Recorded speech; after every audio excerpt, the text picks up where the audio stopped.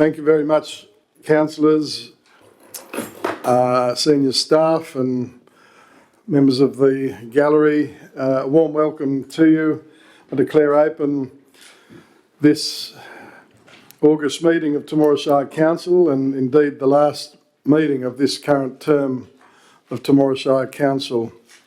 And I particularly acknowledge the presence in the gallery this afternoon of Pastor Darren Kupke. A warm welcome to you, Pastor, and of course former Mayor of Temora Shire, Peter Spears. So great to have you in the chamber, Mr. Spears, as well. I do note, councillors, that you will recall Mr. Malakari from the Temora Independent is not here. The group editor, Mr. Marnie, rang to say that he is a late apology. He's had a family member that's in a very unwell state in South Australia, so he's had to hightail it over there. So we're thinking of him and his family as well. So, just to advise Council, this meeting is being recorded and be placed on Temora Shire Council's webpage for public information. And all present today, we're reminded that whilst we're speaking, that we're agreeing that our views and comments are being recorded and published. And we're also reminded that if or when we're speaking, that we're to be respectful to others and use the appropriate language. And Temora Shire Council accepts no liability for any defamatory or offensive remarks or gestures during this council meeting. I'd now like to invite Pastor Darren Kupke, please, to deliver our opening prayer. Thank you. Thank you, Mayor Rick and councillors. I'm often, when we talk about praying for our council and government, people often say, why would I do that? I don't, often it's because the people don't like them. Well, Jesus tells us to pray for our enemies. So if we don't like the government or those who make things difficult, that's probably even more reason to pray for them. But often I come to this passage, which I was reading again just a few weeks ago, 1 Timothy chapter 2. I urge then, first of all, that prayers, petitions, intercessions and thanksgiving be made for all people, for kings and all those in authority, that we may live peaceful and quiet lives in all godliness and holiness. This is good and pleases God, our Saviour, who wants all people to be saved and come to the knowledge of the truth. And so verse 2 there, pray for kings and all those in authority, that we may live peaceful and quiet lives. And I was reflecting on that a couple of weeks ago, and as I read that, I realised that people often say, when you say, what do you want prayer for? They often say, world peace. And this passage tells us if we want world peace, then we need to pray for our world leaders. If we want peace in our shire, we need to pray for our shire and their leaders. So let's do that. Father God, we thank you for the opportunity to pray to you, to bring before you these councillors and our whole shire. We ask you to be with our leaders. We ask you to uphold them, strengthen them, help them in their decisions they'll make this afternoon, their deliberations, their questions, their discussions. Help this room to be one filled with love. We pray too for our upcoming elections. We pray for giving you thanks for all those who have stood in this past term and been elected. Thank you for those who are willing to stand for this coming term. We pray for your wisdom and your outcome over that. We pray for our King Charles, for our Prime Minister Anthony Albanese, our Premier Chris Minns, our local representatives Steph Cook and Michael McCormack. Ask you to guide them and lead them. We pray too for the world leaders, Lord. We pray for peace in our world. We pray for the leaders in Ukraine and Russia, for Israel and Palestine, for the Middle East and Africa. We pray too for the election process happening in the Americas at the moment. We ask for your peace to come in this world. Help the leaders to work towards peace. Help us to love each other, to care for each other. And so again, Lord, we pray a blessing upon this meeting today. In the name of Jesus Christ our Lord. Amen. Amen. Thank you, Pastor Darren. They're very, very special words and most appropriate. So thank you. Councillors, we now proceed to our acknowledgement of country. As we begin our meeting today, Temora Shire Council acknowledge our traditional owners of Temora Shire's land and waters, the Wiradjuri people, We acknowledge their continued connection to country and culture, and we pay our heartfelt respects to elders both past and present, acknowledging their contribution to the Temora Shire community, a place we all call home. Now, councillors, do we have any apologies, please? I know Councillor Max Oliver is an apologies. He's recuperating in Sydney. The General Manager and I got to see him the other day, and I thank the councillors and staff that have reached out to Councillor Oliver. We know that it's meant a great deal and more than what you realise, I would think. He can't wait to come home, but obviously disappointed he's missed his first meeting in 12 years.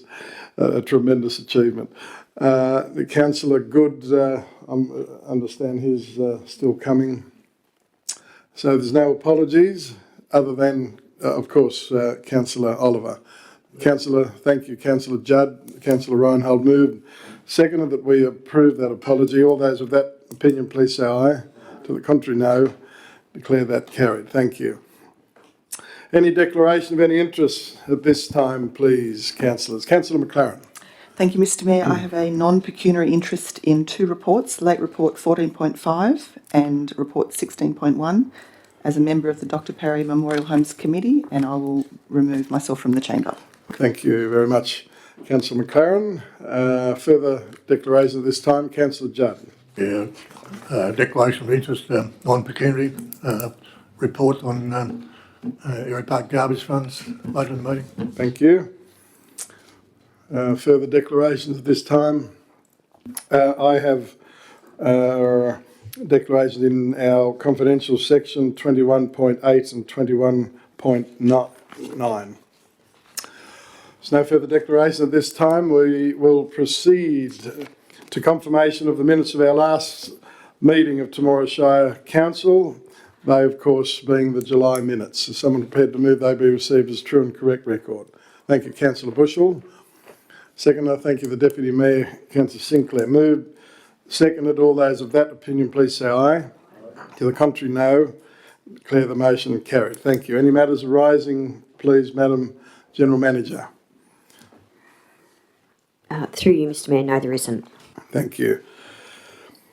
Now, we don't have a mayoral minute, but we do have a rather large business paper to get through.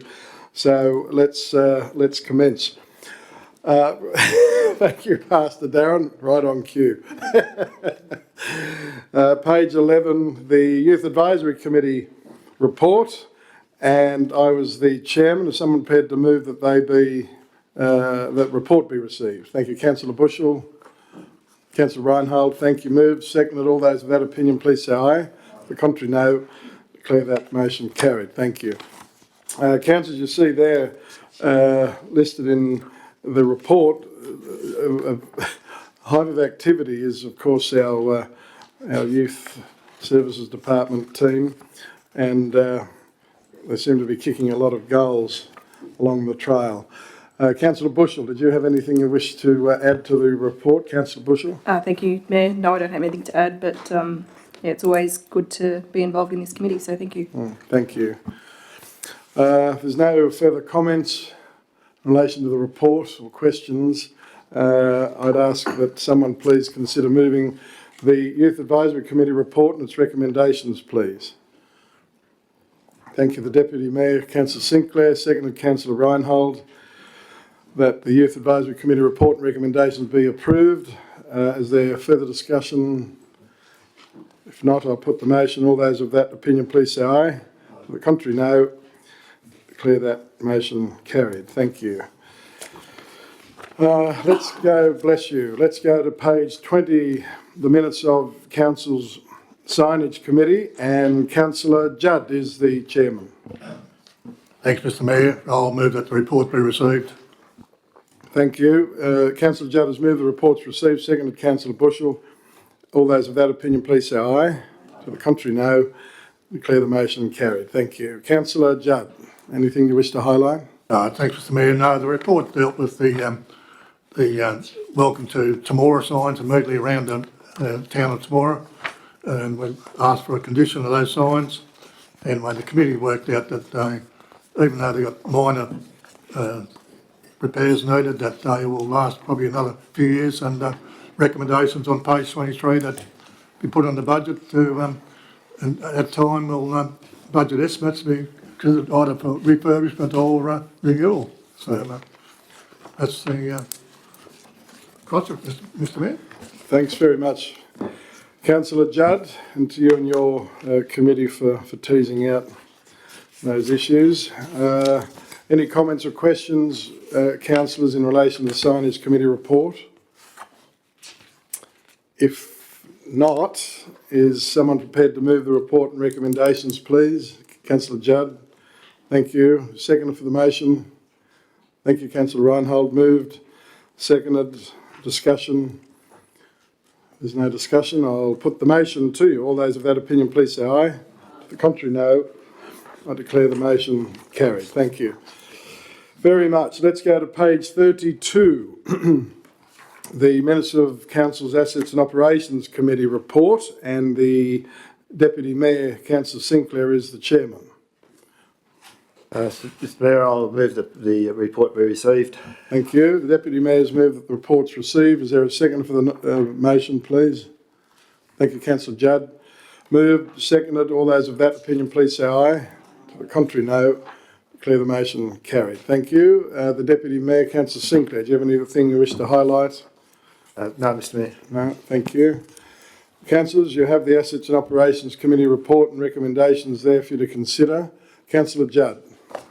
Thanks, Mr Mayor. Just like to highlight the Temora floodplain management study and plan going on public exhibition. Now that's it's very daunting even for a councillor who's been around for a while to understand. So, but I'm trying to encourage all residents of Temora, especially if anyone's been flood affected in the past, to make sure they catch up with that study, and if necessary, make a point to see one of our staff officers who might be able to fill them in to take their concerns. So, thank you, Mr Mayor. Thanks, Councillor Judd. I think, yeah, that's important, important words that you've shared, so thank you, and appreciate all the work that's gone into it from our capable team. Councillor Irvine. Yeah, just on that note, it really is important that it's communicated the impacts that this floodplain report may have on insurance for various people going forward if they're identified in these areas. I'm sure the insurance company is going to be using this information. There's been reports of people's insurance has already gone up 30, 40, 50% so far this year, and apparently the insurance industry is in a situation where they can't cover their outgoings, so they're basically going to extract it from their policy-paying clientele. Right. So we're a little bit fortunate in that we're not in a river or estuary type flooding situation, and the flooding that we do gets fairly low level. But documents like this, people really need to take a close look at, and obviously council have got to go and then change all of their DCP controls in any of these areas that are affected, and LEP and stuff are going to be affected. So it's a pretty massive document in terms of forward planning, and it needs to be sort of treated with that respect. Thank you, Councillor Irvine. Welcome to the Chamber, Councillor Good. We obviously got held up at the office, but thank you very much for being here for your final meeting. Councillors, you have the Assets and Operations Committee report and its recommendations. You've heard from Councillor Judd and Councillor Irvine. Is there any further comments or questions in relation to the report? If not, there's a series of recommendations for Council to consider. Is someone prepared to move those recommendations, or do I have an alternate recommendation, please? Deputy Mayor, Councillor Sinclair. So I'll move the recommendations. Thank you. Deputy Mayor has moved the Assets and Operations Committee report and recommendations contained therein. Is there a second for the motion, please? Thank you, Councillor Judd. Moved, seconded. Further discussion? There's no further discussion. I'll put the motion to you. All those of that opinion, please say aye. To the contrary, no. Declare the motion carried. Thank you.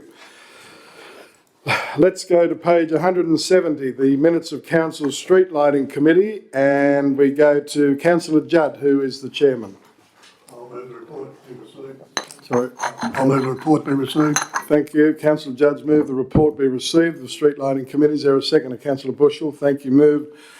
Seconded. All those of that opinion, please say aye. To the contrary, no. Declare the motion carried. Thank you. Councillor Judd. Yeah, the committee looked at a number of spots around Temora Shire Park where there's been complaints about areas being dark and where it's been not easily able to put street lights in, and so we identified a lot of those spots and anyway, come up with a recommendation on page 172 that be referred to next budget estimates program. So. Thanks very much, Councillor Judd. Councillors, you've heard from the chairman of the committee, Councillor Judd. You've read the report. Is there any further comments? If Councillor Irvine.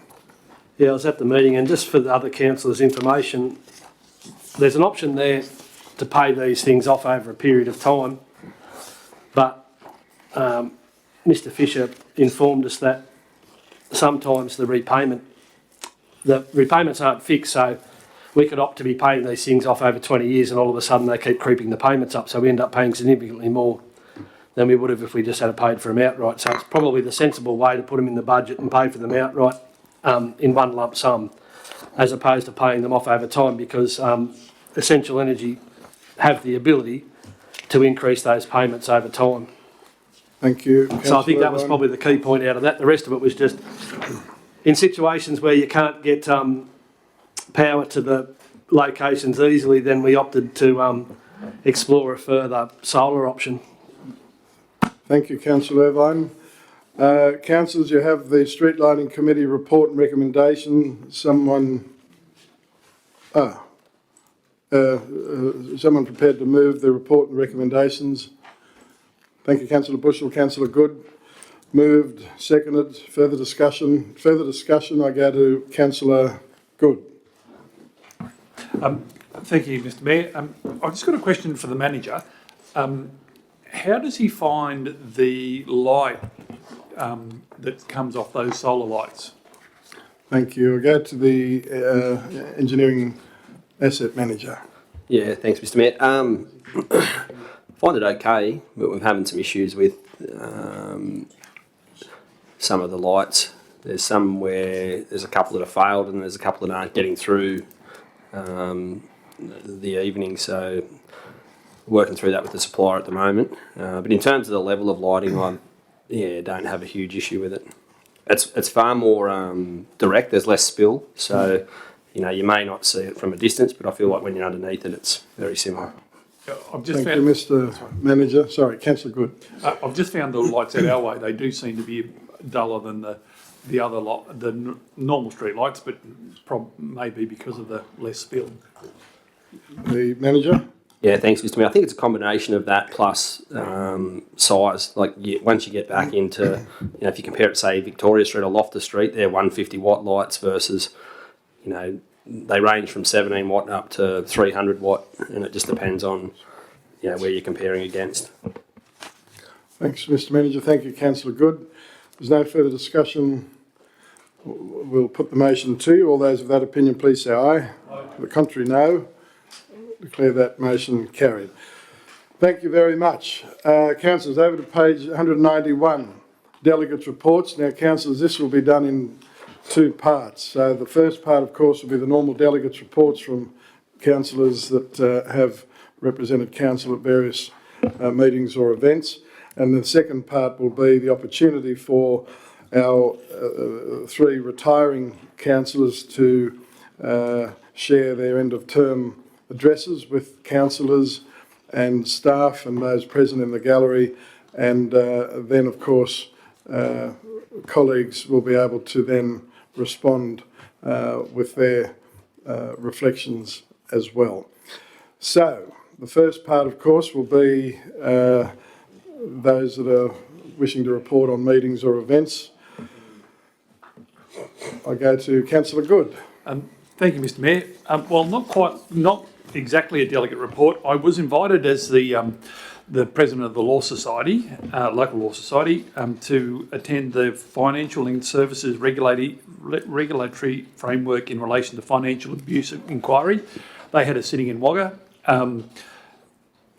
The inquiry was about financial abuse on domestic violence victims, but also on elder abuse, and a substantial part of my submission was that that not having local branches facilitates abuse, financial abuse, whereas if there's a local branch, someone can go in, they can get to the root of the problem, and there's less problems.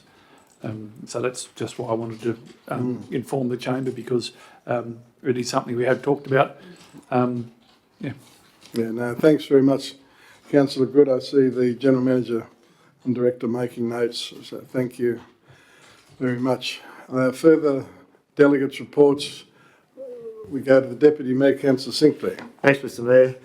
I guess you would all know that we've just at the start of the month, end of July and start of August, we had the local government week. This year it was quite a big program, well put together by our economic development officer, and along with the help of our communications officer. It was very well done, very well run the whole week, and as the chairman of the committee, I'd like to thank the two ladies for the work they've done, but also the councils and the staff that were a part of that. Several of you made yourself available for several events, and I think it was much appreciated. I think it's well worthwhile getting out into the community just what local government does, and I think it's well received, so thanks for that. Last week, the Director of Administration and Finance himself attended a meeting in Wagga run by through REROC with the Minister for Local Government, Kirsty McBain. It was a bit of a question and answer, queries that council had. She covered several subjects. One of the ones she was raised with was the Red Fleet, and she was very quick to say that as a former mayor herself, this makes no sense of the current arrangement, and she was working towards having conversations with other people to have that change. So there's probably everything that was brought up by, and there's a range of things of infrastructure development and community and social things. She seemed to agree with everyone's opinion on it, so it was almost too good, I thought, some of her replies. But having said that, she seemed to be across everything, so it will be interesting to see how much sway she has. But I certainly think on the Red Fleet anyway, it'd be interesting to see what does come of that. From what she's saying, there is moves afoot to have that change, so we'll have to wait and see. Thank you, Mr Mayor. Thanks, Mr Deputy Mayor, and again, thank you and the committee and all those involved with Local Government Week. It's a very important week for us to celebrate what we think is the best form of government, so thank you for your leadership in that space. But in relation to Minister McBain, I think, again, another minister that has earned her stripes in local government and a very highly regarded federal minister, and particularly, newly elected federal member and then automatically given that portfolio, I think was a very wise move. And I think you're right, Mr Deputy Mayor, there is moves afoot, according to the State Treasurer that and our State President of LGNSW and country mayors, that there is action at the station in relation to it. So let's hope and pray something positive comes from it. And I've got a good feeling. So thank you. Further delegates' reports. I go to Councillor Reinhold. Thank you, Mr Mayor. Yes, I attended the Arts Centre for Local Government Week for their pottery night, and that was a lot of fun. Then to the Town Hall on Tuesday night for the volunteers night, and that was a really good to see most of our 355 committees represented. Yes, so that's really about it for me. Yeah, Thank thanks, Councillor Reinhold. Oh, no, sorry, No, Lions yes. Club. I know it's not one of our things, but we went up there to watch them with the new equipment, and even though it's still rather labour intensive, they do a fantastic job up there. So just a little plug for the Lions Club. Yeah, that's right. Thanks, Councillor Reinhold. Yes, you are right that a delegation of us went up, and yeah, it was an eye-opener, and just every one of them had their own role to play on this fancy contraption, and the particular highlight was, of course, enjoying refreshment in their club rooms afterwards. But no, you're right, Councillor Reinhold, we are blessed to have them as a crucial part of, well, certainly of this organisation and the wider Temora Shire, so thank you. Further delegates' reports, councillors, that you remember the General Manager and I were in Sydney last week for the country mayors and also for the joint organisation ROC Chairman's Network, and it was interesting to note we caught up with the Minister Honig, the State Minister for Local Government, and just he mentioned a few things that he's going to review. We reminded him of the of where the legislation is at in relation to getting out of JOs, all those wanting to shift around, and he did indicate that yes, the work has been done by OLG, however there's other things that have cropped up. He is getting to it, it's a priority of his, so it will happen. The other thing he wanted to flag, he didn't ask our views, but he just flagged that he is going to have another total revamp of the Code of Meeting Practice. He's wanting councillors to stand at meetings when we talk, which apparently used to happen years ago, Councillor Judd and Mr Spears. So he's wanting to bring that in, and also something we decided not to do some years ago, but he wants to ban those many councils that have those pre-meeting briefings. And remember, we took a stand saying this does not seem right, and he is very firmly of the view that it is not right, and he wants to remove that ability, and then praised those few of us, because we are one of very few councils that have chosen not to do it, which surprised me, frankly. So anyway, I just wanted to flag that, and he is again committed to this Red Fleet reform, and he seems confident that something is happening in that space. So we will wait and see. Councillor Judd. No, I'll just go back on that other things that happened. I was just following for our visit to the Lions Club to see their press.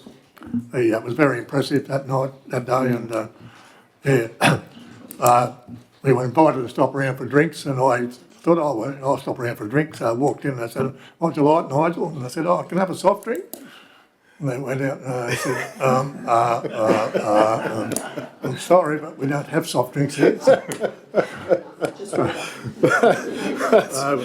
And I said, I'll bring my own next time. I understand they have now got some sugar-free cake or something for you, Councillor Judd. And I also had the chance to learn about robotics at Airy Park Youth Hall during Government Week. Oh, yes. And I sort of found out what I'm going to do after retire now. So, anyway, it's a very good. I reckon Love Government Week was really good this year. A bit more participation, so it was good. Yeah. So, thank you. Thanks, Councillor Judd, and it's nice to hear that feedback. And Councillor, just finally, in terms of part one of the delegates' reports, the REROC, the interview panel for the recruitment of our new Chief Executive, will take place tomorrow. We did have 5 candidates we're interviewing. We did have it sort of 12 there, and we culled it down. Well, I only wanted 4, but the majority rules in this world of democracy. But now, as it turns out, one of them has got another job elsewhere, so now it is down to 4. So that will take place at REROC offices tomorrow. Think of the panel tomorrow. It's a very important body of work for that panel. That's for sure and certain. But I have full confidence that we will select the right one. That's for sure. There's very, very big boots to fill, as every one of you know, to replace Mrs. Briggs. So no further delegates' reports.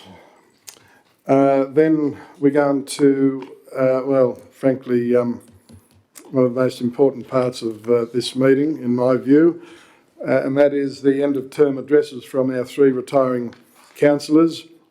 These 3 councillors have, I suppose, been fortunate to choose their time of retirement as opposed to allowing the wider electorate to determine it one way or the other. And I know that all 3 of them, in Councillor McLaren, Councillor Reinhold and Councillor Good, have thought long and hard about it.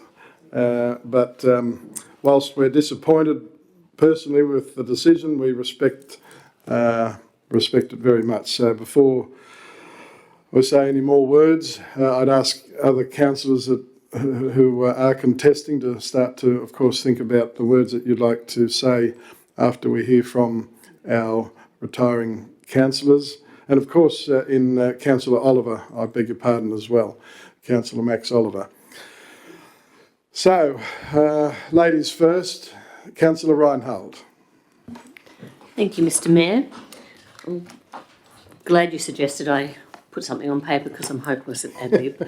So anyway, here we go. I'd like to start to thank the Mayor, Rick Furman, for his dedication to our Shire. His passion for our town is quite contagious. So when he asked me to run for council in 2016, I said yes. And I must admit, I did not know what to expect. But I've learned a lot about local government and have enjoyed the past 8 very productive years on council. We're very fortunate to have a great team to work with here at Temora Shire Council.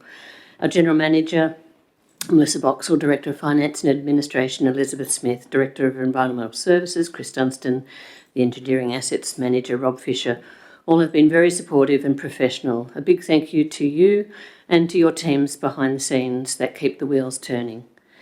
My fellow councillors, thank you for your friendship, your commitment to serving our community, your guidance and mentoring me along the way. We've achieved a lot. I won't go on and list them all, but just to say I'm very proud to have my name on a few plaques around town. It wouldn't have happened without us coming together for our community, the people we represent. Thank you to the volunteers that make up our 355 committees. Temora would not be the fantastic place it is without these people. I've had the pleasure of representing Temora Business Enterprise Group, Temora Arts Centre, Imagine Temora, Temora Town Hall Theatre, Temora Film Club, Temora Women's Network Group and Temora Fruit Fly Committee. Good luck to those councillors continuing their journey. As I vacate my seat here in the chamber, I would like to thank you all again and I bid you a fond farewell. Thank you. Thank you. Thank you, Councillor Reinhold. That's lovely, lovely, heartfelt words, and you can be very, very proud of your time on council, and we've admired how you've gone about your business with warmth and dignity, and we've learned a lot from you, I can assure you. So thank you very much. Thank you. I now go to Councillor McLaren. Thank you, Mr. Mayor.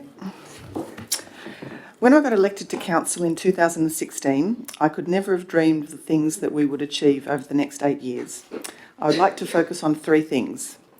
Number 1, the upgrade to Nixon Park was one project that I was involved on before I became elected to council. To see the athletics improvements and amenities block upgrade being completed as the final pieces now at the end of my term is a very satisfying end to a long 8-year journey. Nixon Park is now one of the premier sporting facilities in the Riverina. Number 2, the group home was another project that was very important to me. While council initially had reservations about the NDIS and chose to rent a premises first to be used as a group home, after 2 years of operation and with surplus funds accumulating, council had the confidence to commit to building a permanent group home. What a wonderful asset to keep our special people in our shire and not have to go and live away from their community. Number 3, the old Scout Hall was a project that came up when the Scouting Association wanted to sell it. It was an opportunity that council took on and one that could never have been justified in today's real estate market. However, today this facility continues to grow and offer opportunities for people to be creative and connect with each other. It also contributes to art tourism, bringing visitors to Temora from all around the Riverina to participate in the many programs offered from the Art Centre. It would be one of the best art centres in the state, if not the country. Completing these projects shows how you have to be patient in local government, to persevere and to be shovel-ready when opportunities arise. I have thoroughly enjoyed working with my fellow councillors and staff at this council. The people I have worked with have all had Temora Shire in their hearts. Although we may differ in what we think is the right thing for the Temora Shire, as long as we keep the focus on the Temora Shire, then we cannot go wrong. I would like to pay tribute to my fellow departing councillors. Councillor Max Oliver has served this council for 12 years. I would describe Councillor Oliver as tough but fair, and although he tried to show it, he also had a very soft heart for those doing it a bit tough. His common sense approach and practical thinking will be missed. Councillor Lindy Reinhold was elected to council with me in 2016. It has been a pleasure to work with Councillor Reinhold on council, particularly the Arts Centre Committee and Imagine. She has been very dedicated to the community and I lost track of how many committees she was on. The excitement around art and culture in Temora now has a lot to do with the efforts of Councillor Reinhold during her time on council. Councillor Good returned to council in 2021 and council has benefited from his knowledge and experience. His dedication to maintaining the heritage of Temora Shire will ensure our history will be preserved for future generations. Council will miss his considered opinions. I thank my fellow councillors and the staff of Temora Shire Council for their support while I've been on council. I also thank the councillors from my previous term on council, Councillor Slay, Councillor Winky and Councillor Smith, who are all a pleasure to work with. The staff have also helped me and it is clear that they share the same dedication to this community. I have made some enduring friendships while on council and will look back on my time with pride and satisfaction. To me, it is all about the community. You have to listen and you have to empathise. It has been a great honour to serve on Temora Shire Council and I'm grateful. Thank you.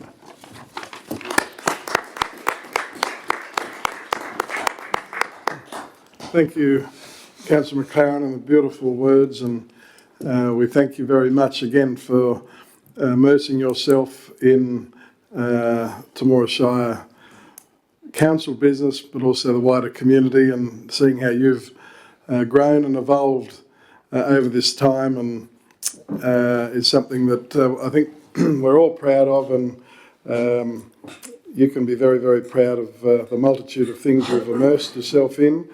But as you said in your address, that everyone that you've worked with have Temora Shire in their heart, and I think you're spot on. But we salute you and thank you for your commitment.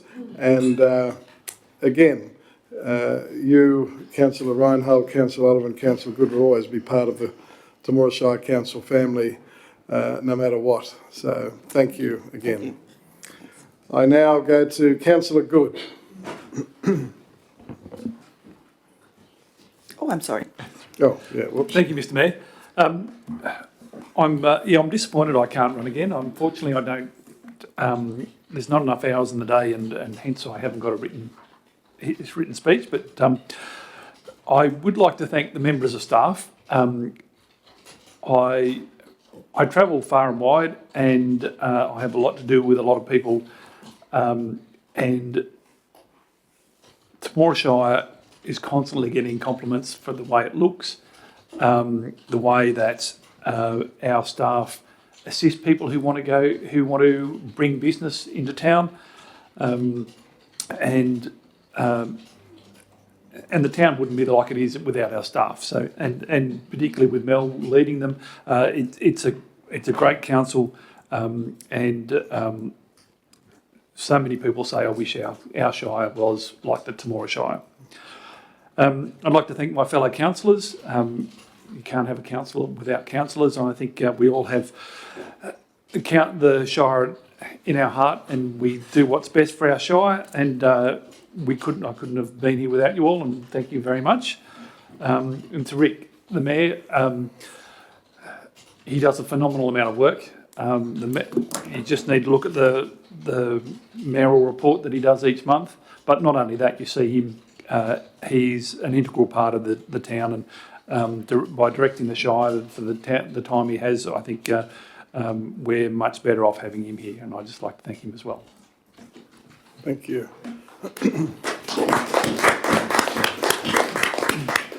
Thanks very much, Councillor Good, for those kind reflections, and as I think Councillor McLaren alluded to, that you will be missed for many and varied reasons, but you were on council many years ago, then you come back, and we have a feeling you might be coming back in the future. Well, all of these retired councillors might be back, but again, we'll miss your wisdom and again that particular aspect that that you possess. I think is you do treat everybody with that blatant respect and dignity that you have, whether it's a councillor or it's a staff member or a citizen. You give them time, and that means a heck of a lot. So again, we thank you for coming back, and we look forward to seeing you back soon, that's for sure. But thank you. Councillors, we have a speech here that's been prepared, an address from Councillor Oliver, written on his hospital bed in Sydney. So on his behalf, I'll read it to the chamber. I'd like to place on record my official thanks to the people of Temora Shire for electing me to serve on council for the past 3 terms. I have, for the most part, enjoyed my time on council. However, after that very first council meeting back in 2012, we have edited this, by the way, I did wonder what the heck I had got myself into. But after a couple of meetings, I began to enjoy the job. I would like to pass on my thanks and gratitude to all our council staff over the past 12 years, for those present and for those who have retired or moved on, and particularly Mrs. Anne Rands for her patience. I apologise, Anne, for all those times I forgot to RSVP and you had to ring me to find out what the heck I was doing. I thank you very much for your patience. I'd like to thank my fellow councillors for their guidance and advice over the years. We haven't always agreed with one another, but one thing I can say for sure is that we've always had our community first and foremost in our hearts and minds. Probably my most satisfying achievement with my time on council was and still is the development of the old railway station and precinct into a tourist destination, now featuring a modest railway museum, a statue of Buffhead, and a model railway as the main attractions. I'd like to officially thank all my volunteers over the years, some of which who are still with us, and to those who have since passed away. I also wish to officially thank Mr. Chris Dunstan, Mrs. Claire Golder, Councillor Belinda Bushell, Mr. David Scobie, Mr. Bill Spears, and the Temora Shire Heritage Committee for their advocacy and support along that journey.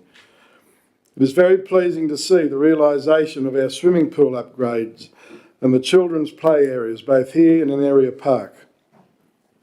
The new subdivisions, the hospital upgrade, along with the Railway Precinct Master Plan are all projects I'm looking forward to seeing realised. There are many more significant achievements by Council, of which I've had the privilege to be part of that, and are far too numerous to mention here tonight.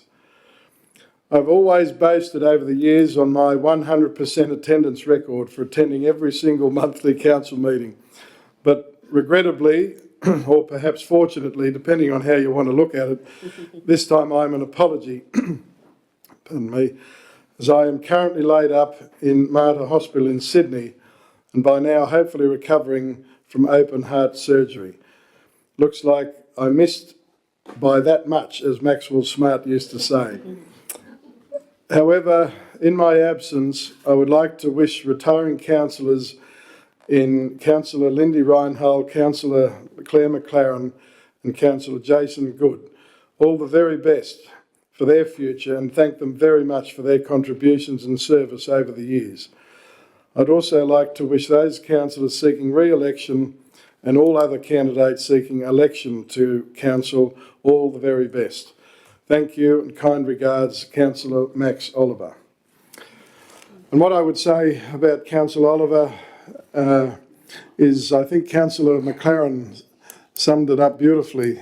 Tough but fair, and but also had a soft heart and would do anything, literally anything, to help anybody. And he also, like our other retiring councillors, can be very, very proud to be elected and also to have served during 3 terms. And we warmly thank Councillor Oliver, and we know that he'll have a speedy recovery and carry on the next chapter of his long life with much vim and vigour and enthusiasm. So again, to Councillor Reinhold, Councillor McLaren, Councillor Good and Councillor Oliver, we salute you and we thank you, and we look forward to formally acknowledging you all at a very special function that is to be held in September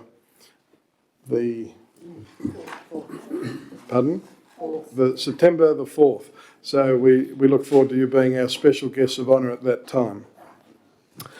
So that, councillors, concludes our delegates' reports. I beg your pardon, it doesn't conclude delegates' reports. I apologise. I now go to councillors for you to share your words and reflections on our retiring councillors. The Deputy Mayor, Councillor Sinclair. Thanks, Mr. Mayor. Yeah, I think it's pretty much been said around the table by retiring councillors of the projects and so forth that council's done over this term of council. It's been a very productive term, a very busy one, and as been said, if it wasn't for the way that the staff and council can work to get all that happen, it probably wouldn't happen. It's been one of the most interesting terms I think I've been on. Not all in a positive way, but I'd like to thank our retiring councillors, Councillor Reinhold, Councillor McLaren and Councillor Good and Councillor Oliver for their support, and it's been an absolute pleasure to work with you in the last term, and I hope to see you around. As been said, you never know what might happen down the track. You might be back here. I might be here by then anyway, but no, it's as I said, it's been a pleasure to work with you, and I wish you all the best in whatever you've got in front of you. So, thank you very much. Thank you, Mr. Deputy Mayor. I now go to Councillor Judd. Thank you, Mr. Mayor, councillor, staff.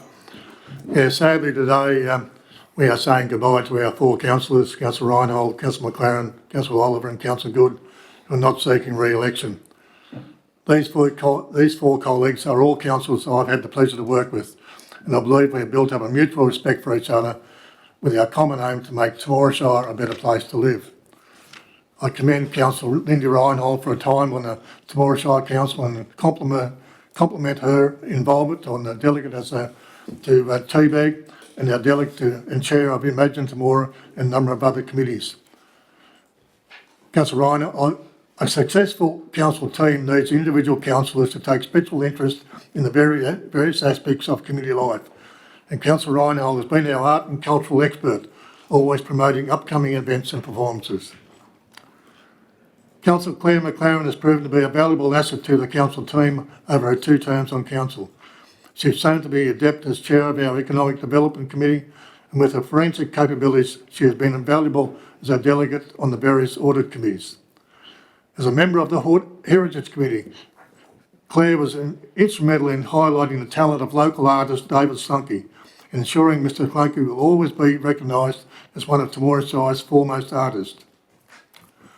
For both Councillor Reinhold and Councillor McLaren, their most notable achievements probably their support for the establishment of the Temora Arts Centre in the 2016-21 term, and its development as a major cultural centre for the Temora Shire in this current term.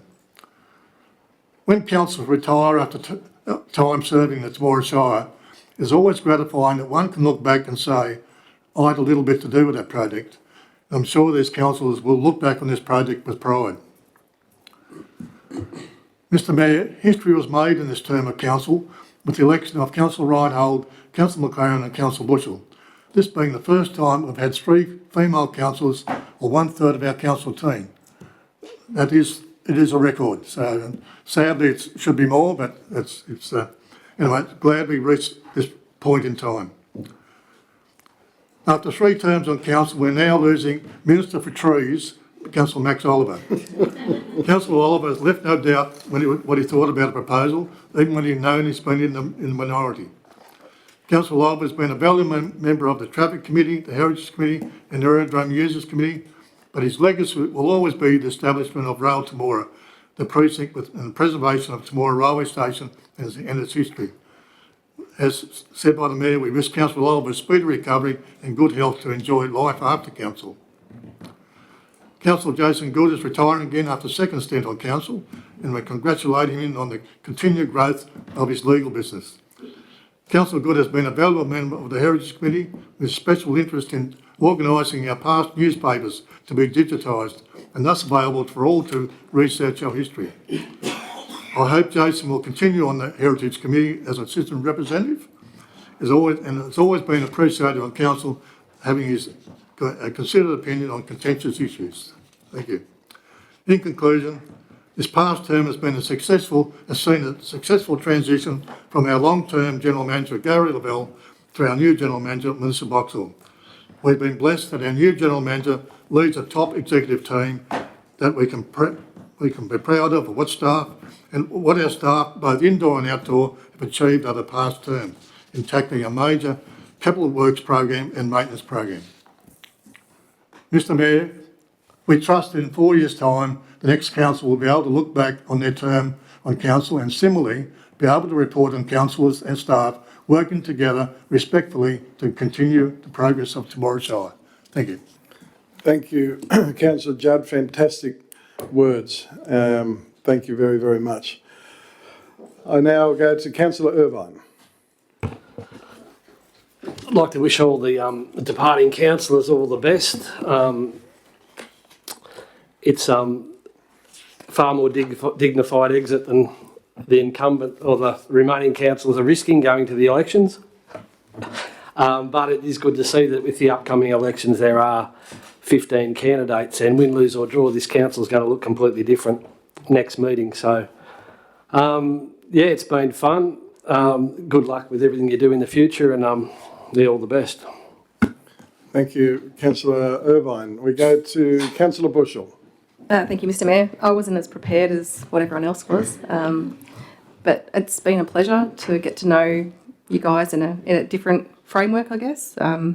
Being an ex-staff member, I guess seeing some of you out in the street, it was a little bit intimidating, I guess, whether I'm allowed to talk to you or not, but now I know I can. But no, in saying that, yeah, you all wore what you wanted to bring into this room on your sleeve, and you wore it well. And thank you, as a born and bred Temorite who wants to be a Temorite forever. Thank you so much for help building for my little kids, everyone else's little kids. And that's really the main thing, is building for the future. And thank you so much for achieving small goals. And I'm getting emotional. Anyway, thank you. Bye. No, thank you. Thank you, Councillor Bush. I think it's great. Everyone is talking from their hearts, and that's most important. So thank you again. And again, we will salute and honour our retiring councillors very soon. Now, let's go to page 192, the Mayor's report for the month of July. And there's a recommendation on page 195 that the Mayor's report be noted. Thank you, Councillor Good. Second for the motion. Thank you, Councillor Reinhold. Moved. Seconded. Discussion. No discussion. I'll put the motion. All those of that opinion, please say aye. To the contrary, no. Declare the motion carried. Thank you. Now, let's go to page 196. Motion, please, to receive staff reports. The Deputy Mayor, Councillor Sinclair, Councillor Reinhold moved. seconded. All those of that opinion, please say aye. To the contrary, no.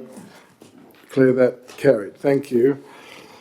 Let's go to page 197, the General Manager's Report, 12.1, Calendar of Events. The General Manager. Thank you, Mr. Mayor.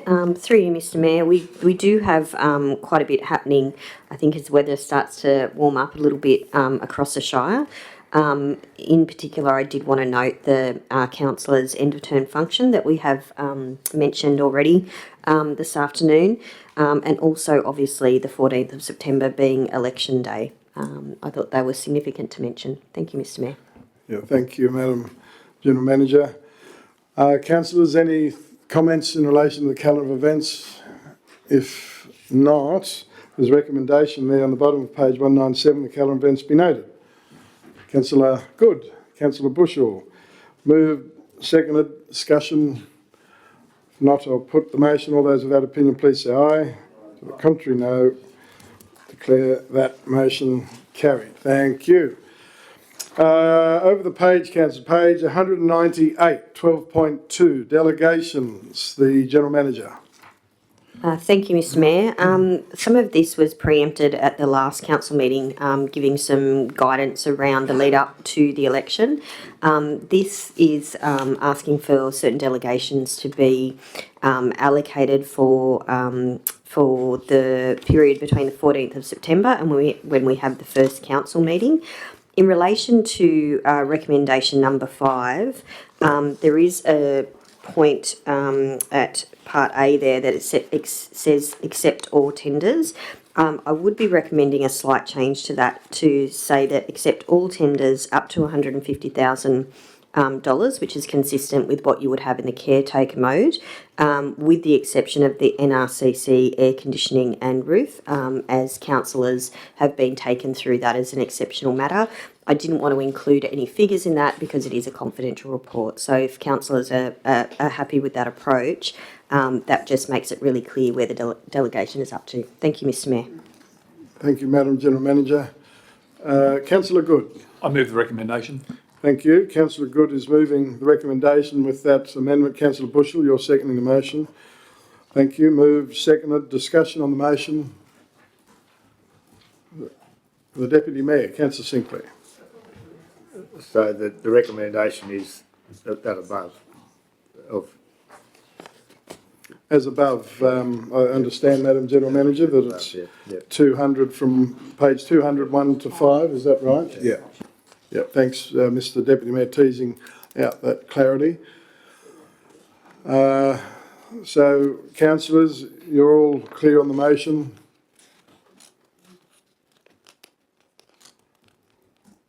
We're all clear?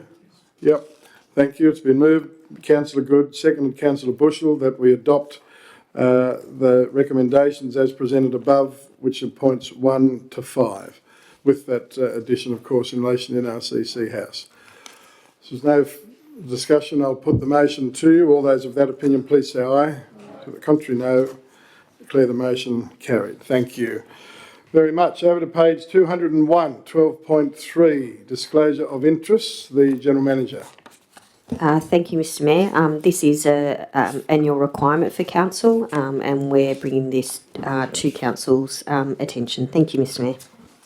Thank you, Madam General Manager. I just, Council, I did forget to put in a source of income which I've written to the General Manager about, which I understand that I will update the return.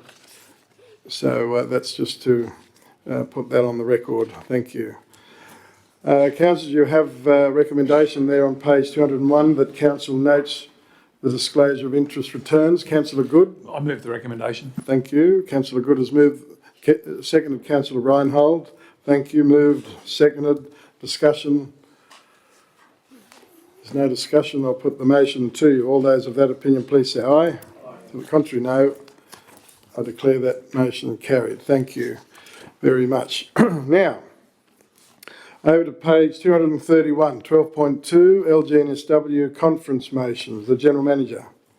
Thank you, Mr. Mayor. The report's as written. I'm happy to take any questions. Thank you. Councillors, you see that Councillor Judd has put up a motion that I think this Shire, well, certainly in my 20 years in the chamber, we've been trying to get up, and perhaps long before that, and I believe it to be a more than appropriate motion which reflects, in my view, the true indication of what a voter wants. Councillor Judd, would you like to talk on this? Thank you. Oh, thanks, Mr Mayor. Yes, we've put it up before. I think we got through a conference once, but it didn't go very far after that, I think. So,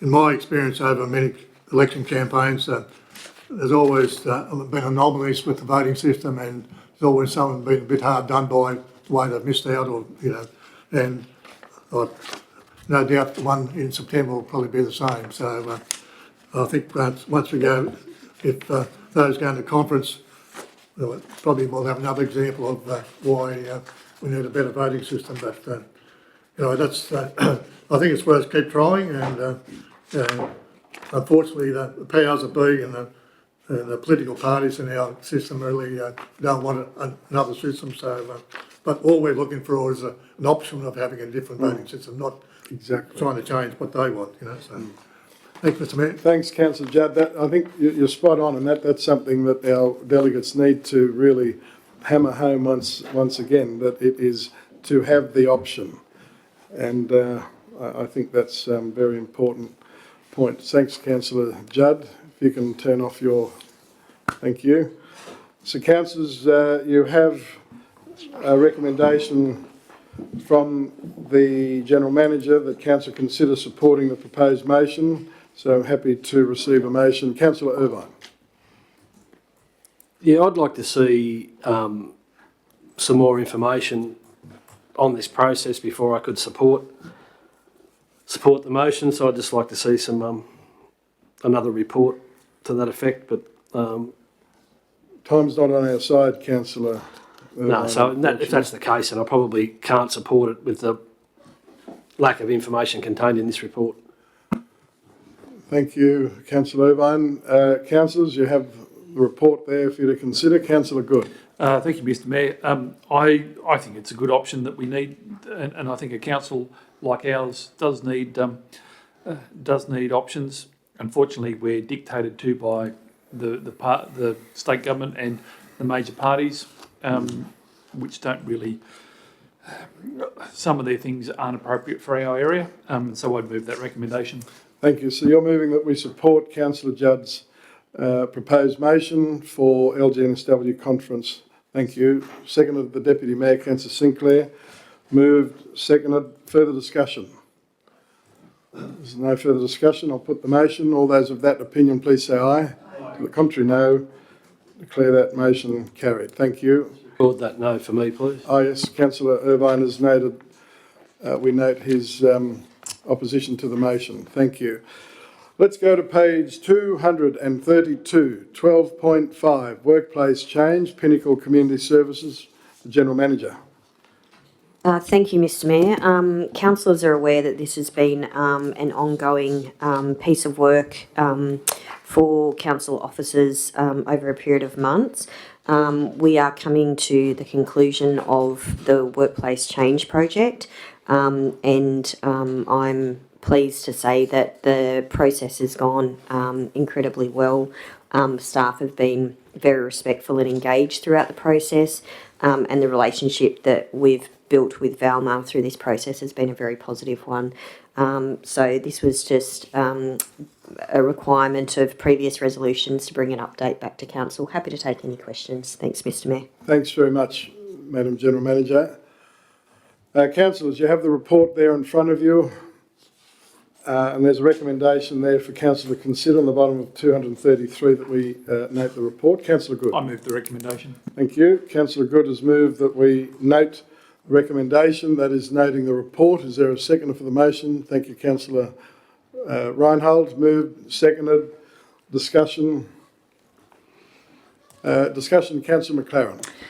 Thank you, Mr Mayor. I'd just like to compliment the General Manager on the way she's handled and communicated the pulling apart of what was set up years ago, and it's a very complicated thing to undo something where there's so many staff involved and And I just congratulate her on the communication and making it go so smoothly.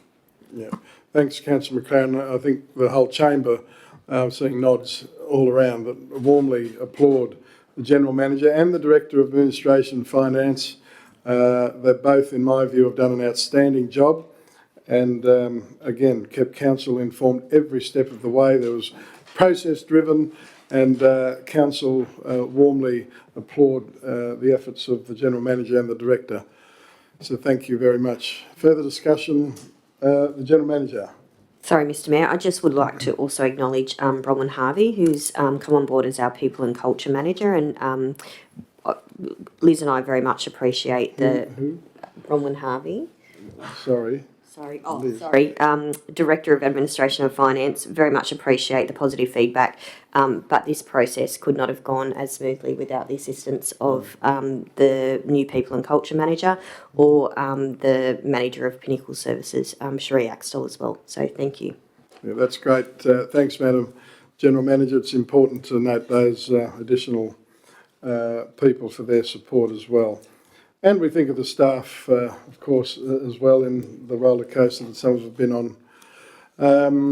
Thank you. Well, we have a motion before us from Councillor Good and Councillor Reinhold that we note the report. Is there further discussion?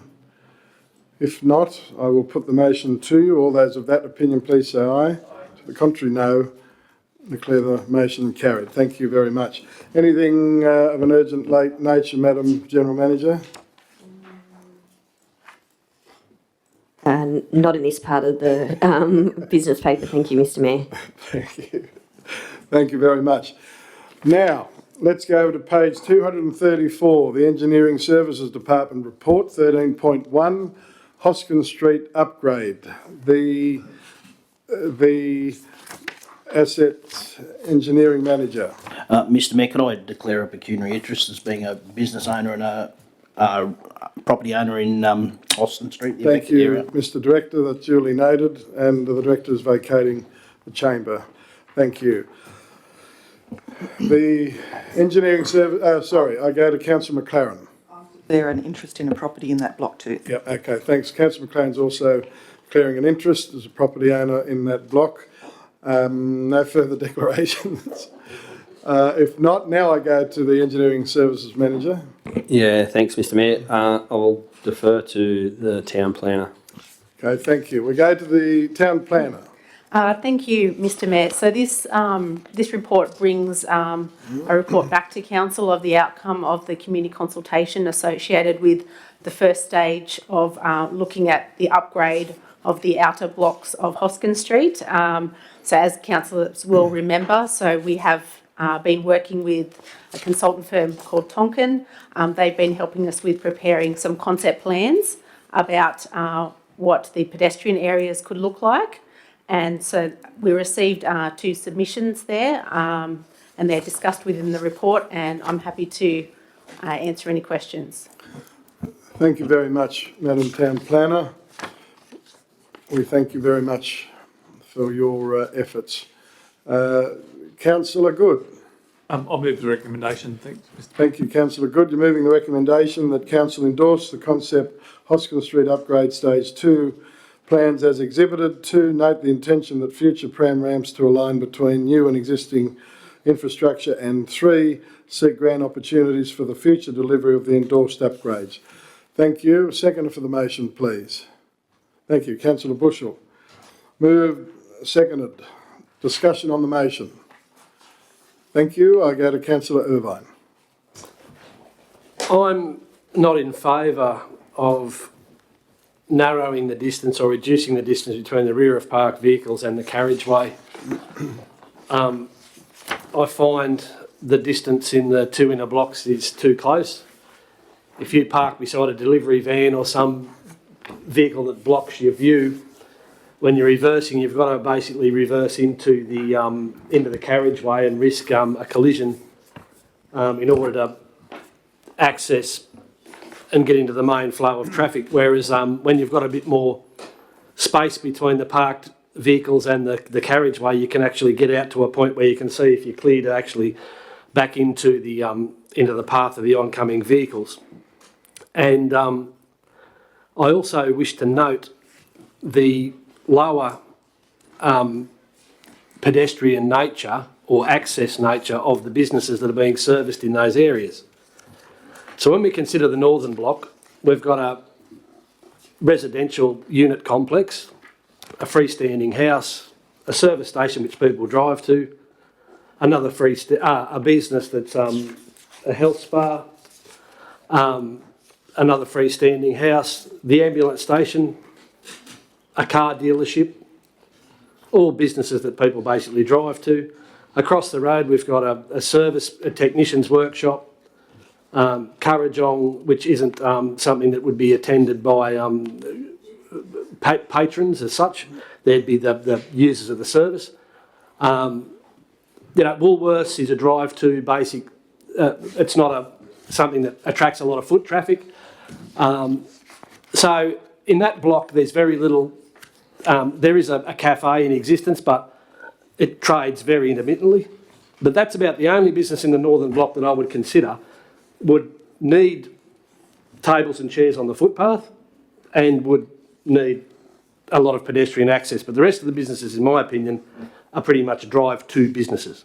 Now, in the southern block, we've got a little bit of development in the northern end of that block where you've got the Tiger Moth Cafe and the Temora Deli and Diamonds and Dust. And so there is a little bit of a precinct there at the northern end, but then there's really, after that, there's a Rotary Club bookshop. The rest of it's a residential complex down to the community centre. And then, what have we got? An accountancy firm. On the other side of the road, we've got a bearing supplier, which basically everyone drives to, a nursery, which everyone drives to, a pub, which, yes, could get some pedestrian traffic, but then the rest of that block isn't a very high pedestrian flow area.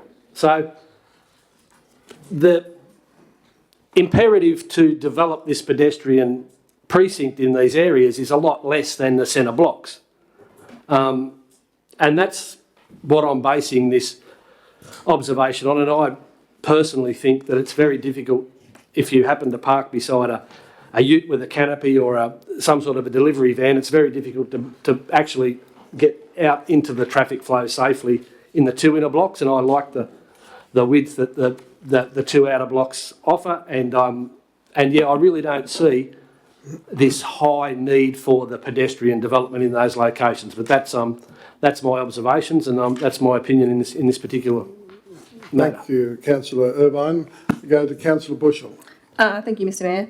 I recall a similar argument when we did the footpath upgrade in the main street when we had Director of Engineering, Mr Fabio Giacomin.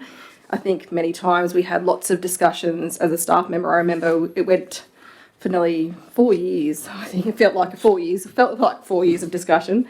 And I think that same argument was put forward, I could be wrong, by Councillor Sutton at the time, saying that we shouldn't be making the carriageway any narrower because it's unsafe. But now we all look at that main street that we did, and everyone says how great it is that you can be a community, you can put yourself in those areas safely on foot. So, you know, for me, I want to see more foot traffic rather than car traffic, and I know that's another debate. So for me, I see it being a great thing, and also having the added advantage of having young kids at the moment who I want to give them safety and assurances that when they have the confidence of age to go to a community spot within the CBD, that they can do it safely. So I like the idea of an increased footpath traffic. And, you know, history does show that when the argument was put forward before, it lost. Thank golly it did. And that's what I'm moving forward for. Thank you, Councillor Bushell. Now the town planner.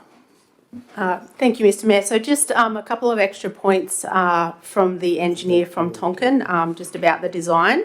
So they point out that the Australian standard for the minimum setback for car spaces from the carriageway is 0.2 of a metre, and with this design we will achieve 1 metre setback, so it's well above the minimum standard.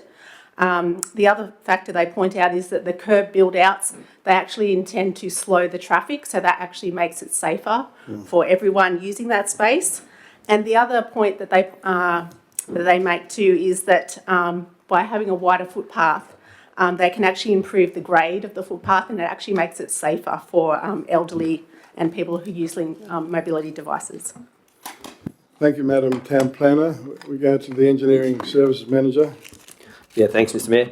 Listen, I think, if I'm honest, I think this is just really a preference thing, and I think council needs to look at it through the lens of, what do you want these two blocks to be for the next 50 to 100 years, because that's literally what I guess what you're deciding on.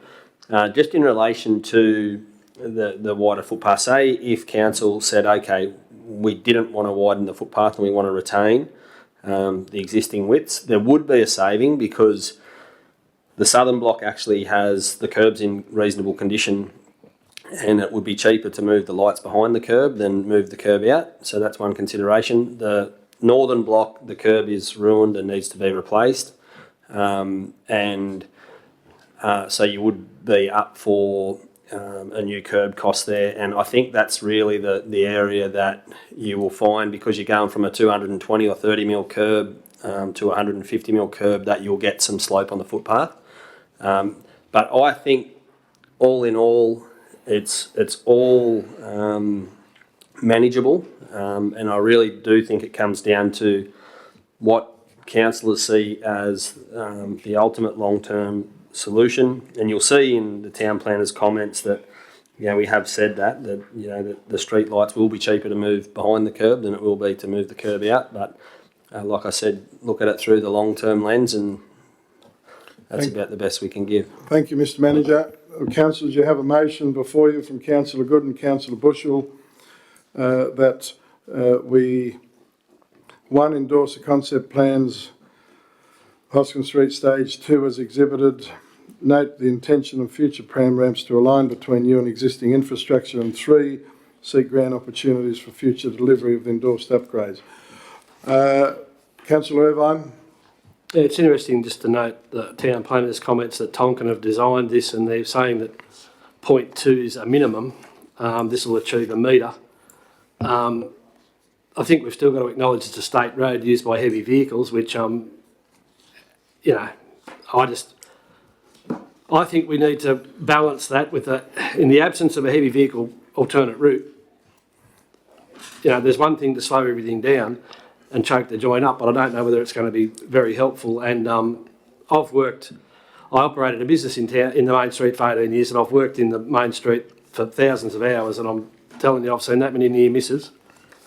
And I would prefer to see the width maintained just for better vision. Thank you, Councillor Irvine. You've made that point well.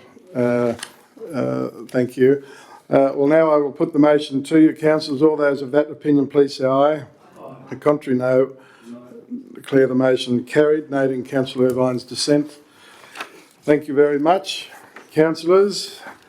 Thank you to the engineer, to the town planner. And now let's try and get some money to implement it. Thank you, Councillor Reinhold. If we could bring in Councillor McLaren and the Director, please. Yeah. Oh. Thank you. Welcome back to the Chamber, Councillor McLaren and the Director of Environmental Services. During your temporary absence, Council resolved to adopt the recommendation on page 239 on the motion of Councillor Good and Councillor Bushell, and that was approved by Council except for Councillor Irvine, who voted against. So thank you very much. Now, nothing of... no, I'm assuming he doesn't have anything, the engineer. He's got to get a drink. Councillors, we go to page 242, Environmental Services Department Report, 14.1, the planning proposal, area park gateway determination. The Director. Thanks, Mr. Mayor. This is a report on behalf of the town planner, just notifying that we've received our gateway determination and the conditions that we must fulfil before we can put it on public exhibitions. So we're just notifying council. Thank you, Mr Director. Go now to Councillor Bushell. Thank you, Mr Mayor. I'd just like to move the recommendation. Very Thank happy with the you. report. Thank you. Thank you. Councillor Bushell is moving the recommendation, page 243. Seconded, Councillor Good. Thank you. Moved. Seconded. Discussion. Councillor Judd. Thanks, Mr Mayor. When I read this report, I nearly fell off my chair, actually. I was so surprised. I reckon you would. After waiting 4 years while it sat in limbo because of the flood study, and to go through the gateway system in a couple of months, I reckon is unbelievable. And it's very pleasing news. Thank you. Thanks, Councillor Judd. Yes, we thought you'd be very, very pleased on that one. Now go to Councillor Irvine. Just a question to the Director of Environmental Services. Is there a different rating? I'm particularly concentrating on the block to the immediate east, the one that's getting rezoned from large lot residential back to primary production. So go to the Director. You're talking about council rates? Well, I'm looking at this block and I'm trying to wonder what would be the motivation to, obviously it's being used as primary production now, and you've got pre-approval, if you wish to in the future, convert that to large lot residential. And it seems to be ideally located. It's very good land with good fall and not prone to any flooding. Why you would wish to forego that zoning to convert it back to something?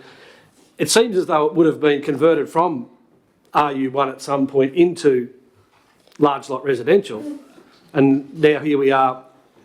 And I just wonder where this request might have originated from and what the benefit to the property owner may be. Thank you, Councillor Irvine. Councillor McLaren, did you wish to? Oh, my memory was there was some sort of swap thing envisaged to make it easier to convert the northern block. That's what I thought. There was some sort of horse trading in it, but that's a vague memory. Thank you, Councillor McLaren. I'll go to the Director. I'll let the town planner explain. Thank you. The Town Planner.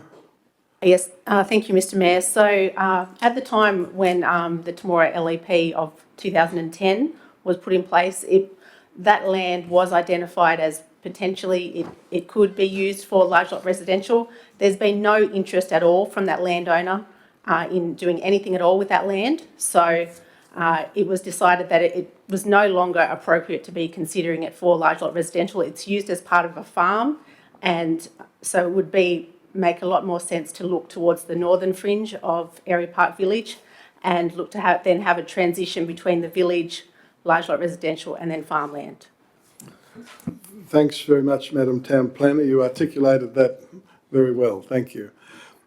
Councillor Judd, you're smiling. Thanks, Mr Mayor.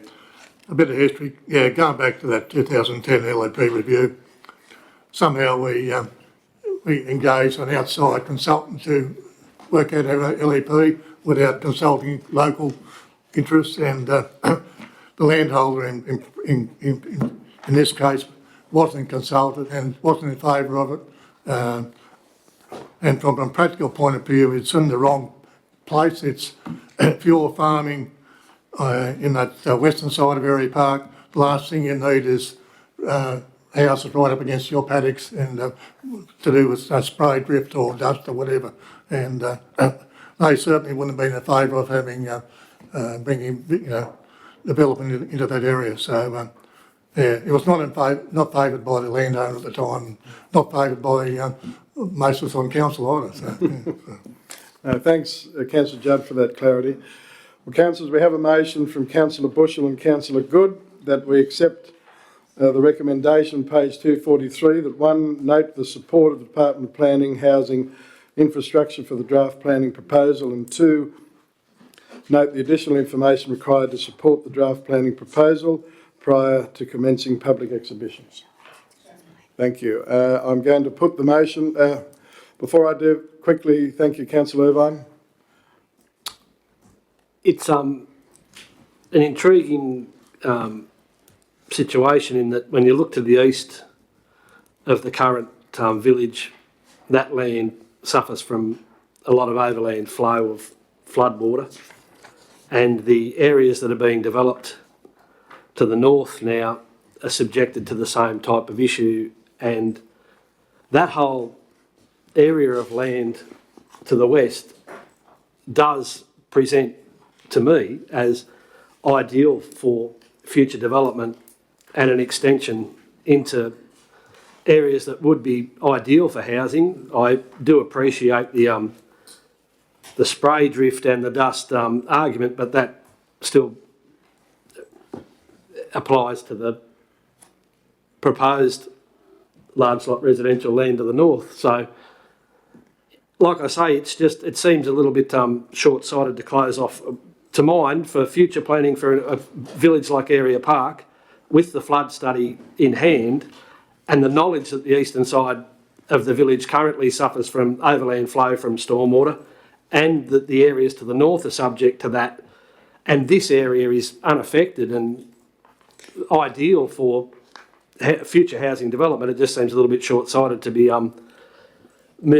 changing the rezoning, but it'll play out as time goes on, I'm sure. Thank you, Councillor Irvine. No further discussion. I'm going to put the motion. All those of that opinion, please say aye. Could you please raise your hands? All those of that opinion, please raise your hands. Thank you. To the contrary, thank you. Declare the motion carried, noting Councillor Irvine's dissent. Thank you very much for that. Councillor Bushell, the prompt. That was very helpful. Councillor Good. Thank you, Mr Mayor. I'd like to declare a pecuniary interest in relation to the next matter. I've got clients buying in that subdivision.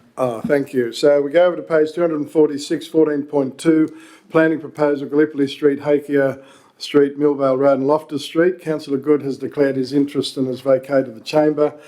I now go to the Director of Environmental Services. Thanks, Mr Mayor. Another town planning report. This rezoning is a little bit further advanced than the Area Park one.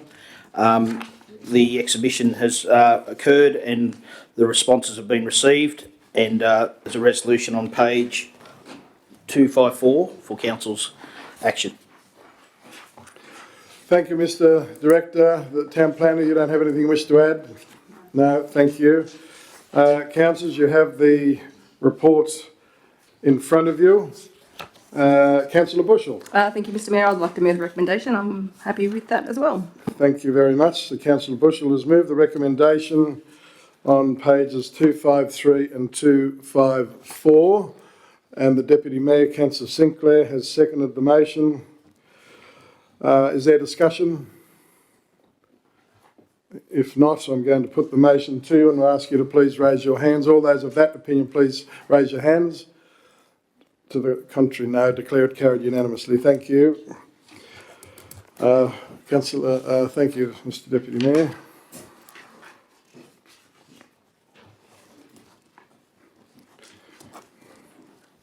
Thank you. Welcome back to the chamber, Councillor Good. During your temporary absence, Council resolved unanimously to adopt the recommendation that appears on the bottom of page 253 and the top of page 254. So thank you very much. Now let's go over to page 261. Very busy department, Mr Director. 14.3, development application. Yeah, thanks, Mr Mayor. Another exciting subdivision, 23 lots on 7 to 15 French Street. It has been on public exhibition. We didn't receive any submissions. However, being a fairly significant development, we thought we'd do a planning report and run it past council. So the recommendations are on page 280. 282. Thank you, Mr Director. Councillors, now I go to Councillor Bushell. Thank you, Mr Mayor. Can we discuss or shall I move first? Well, it's probably healthy to discuss first, but then again, if you wish to, and you get a second, that'll ignite discussion as well. I'll move the recommendation. I'm very happy with all, however many of them that there are. It just does say 37, but I think there's 27 conditions, correct? Yeah. Thank you, Councillor Bushell. You're moving the recommendation that council approve development application 93-2023 for 23 lot residential subdivision at 7 to 15 French Street, Temora, subject to conditions contained within the report. Seconded, thank you, Councillor Good. Moved, seconded, discussion. Discussion, does the town planner wish to speak? Oh, sorry, hang on. Sorry. Councillor Bushell? Do I wait? Or? Councillor Bushell? No? Okay, so we'll go to the town planner. Thank you. I just wanted to provide for councillors' information just some background behind the proposed name of Coventry Place, which is in the plan. So the developer has provided some information about that name, Mr. James Coventry, who was born in 1909 and died in 1964. So he was a teacher at Baghdad, Temora, and he also was a JP on the board of Temora Hospital, so quite a prominent person in Temora history. Thank you, Madam Town Planner. We go to Councillor Bushell. Thank you, Mr. Mayor. It's really good to see things moving in Temora. I did some late night research, as everyone hears that I do. And last financial year, I looked up to see how long it takes for development applications to happen in the state. So you can nut it in, you can go to metro, you can go rural. It's pretty exciting. Sounds it. Anyway, I chose to nut down to regional, and the regional capacity is 21 days of the average of getting it through. And guess where Temora is? On 9. How good is our team? Well done. We don't need anything done with our DAs. You guys are perfect. Thank you. Well done. Thank you.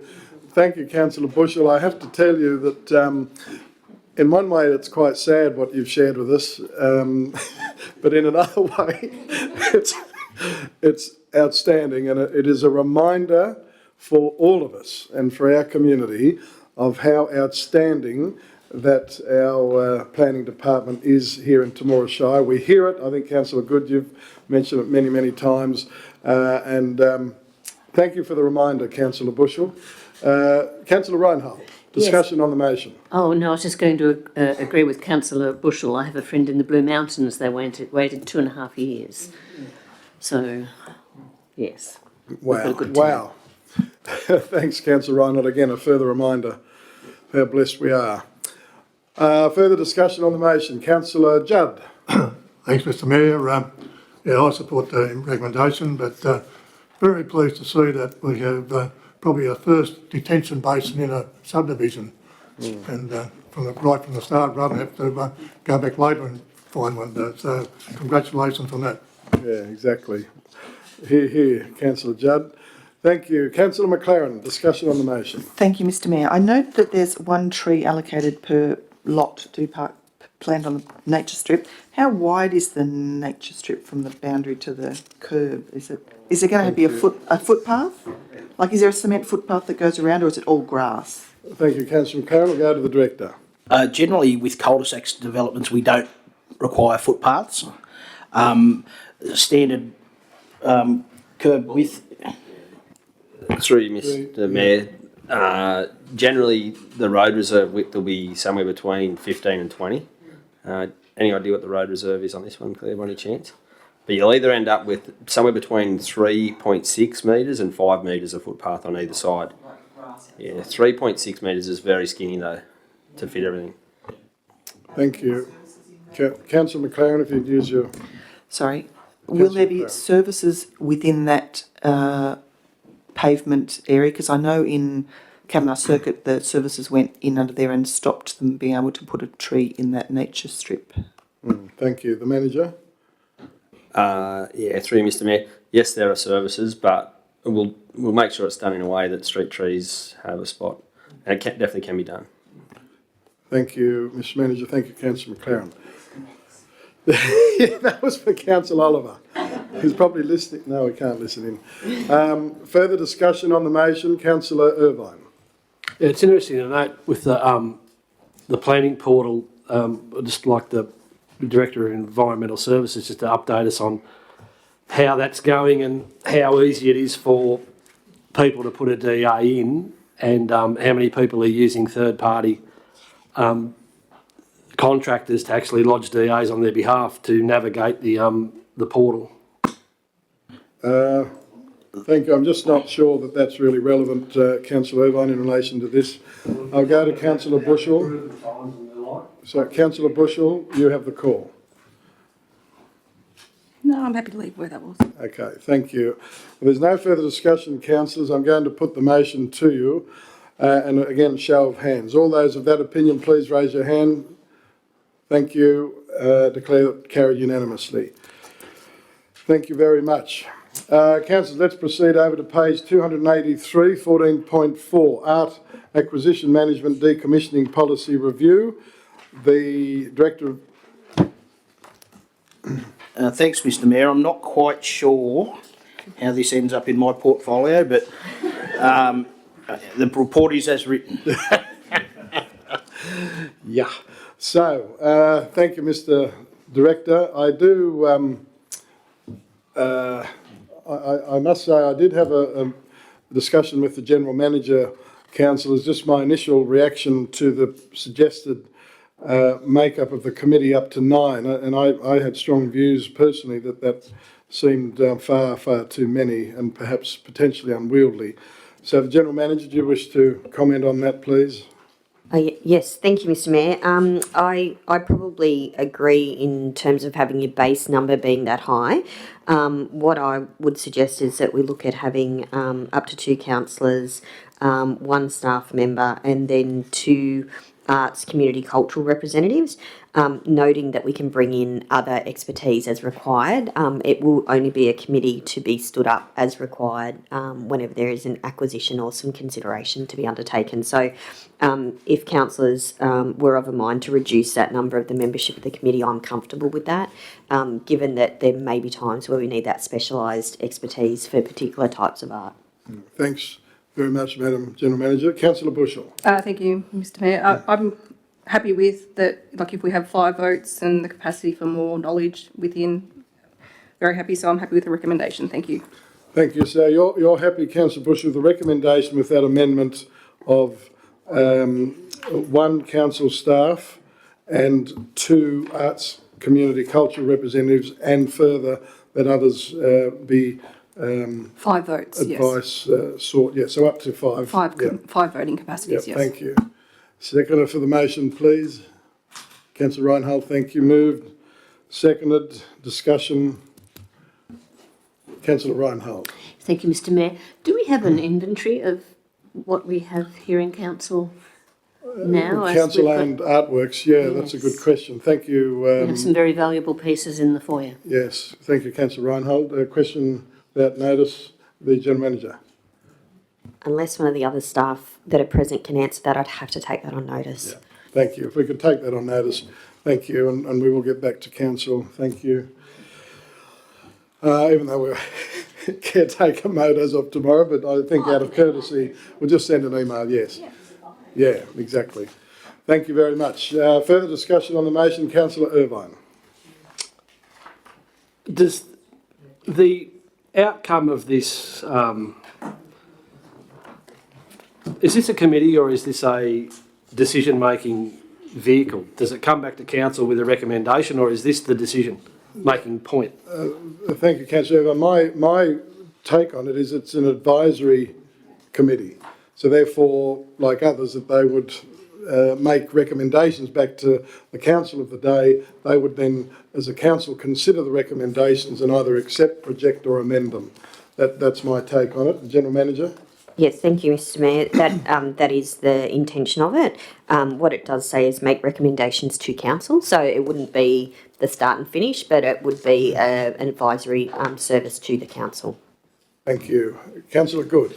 Thank you, Mr. Mayor. My reading of it is that the committee can make a decision up to $5,000 ex GST, and then over $5,000 it's to council.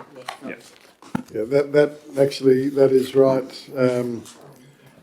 That is right, Councillor Good. Which I would have thought that they would be talking with at least the executive of council if they wanted to do that anyway. Anyway, that's not what obviously the policy says. But anyway, councillors, this is for council to consider. You have a motion before you, and that is to place a draft policy on public exhibition for 28 days and confirm that if no submissions, the policy be adopted, and if submissions are received during the exhibition period, a future report presented to council at the completion of that period. So, no discussion, I'll put the motion. All those of that opinion, please say aye. For contrary, no.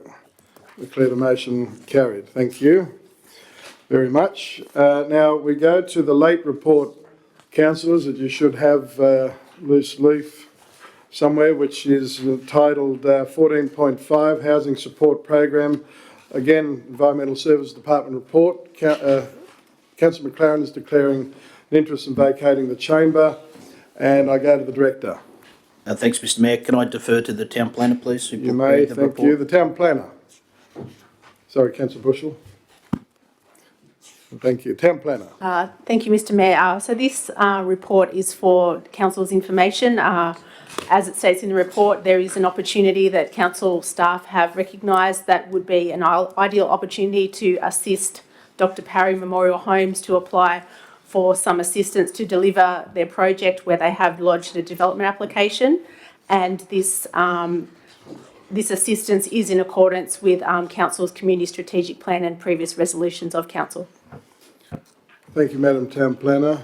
Councillor Bushell. Thank you, Mr Mayor. I'm happy with the recommendation as well on this, so I'd like to move it. Thank you. Thank you. So Councillor Bushell is moving the recommendation, that is that Council make an application under the Housing Support Program Community Enabling Infrastructure in partnership with Dr Parry Memorial Homes to support the delivery of the enabling infrastructure at the proposed development of Apollo Place, Temora. Councillor Bushell has moved that way. Seconded, Councillor Good. Thank you. Moved. Seconded. Discussion. There's no discussion. I will put the motion to you. All those of that opinion, please say aye. The contrary, no. Declare the motion carried. Thank you very much. Can we have Councillor McLaren back, please? Whose turn? If she's there. Thank you. Welcome back to the Chamber. Councillor McLaren, during your temporary absence, Council unanimously resolved to approve the recommendation in relation to that matter. Thank you. Now, nothing of an urgent, late nature from the Director. No, Mr Mayor. No, thank you very much. And again, thank you, Mr Director and the Town Planner and the Department for pumping out so much. So we're grateful. Let's go to page 295, the Department of Administration and Finance, 15.1, office closure. The Director.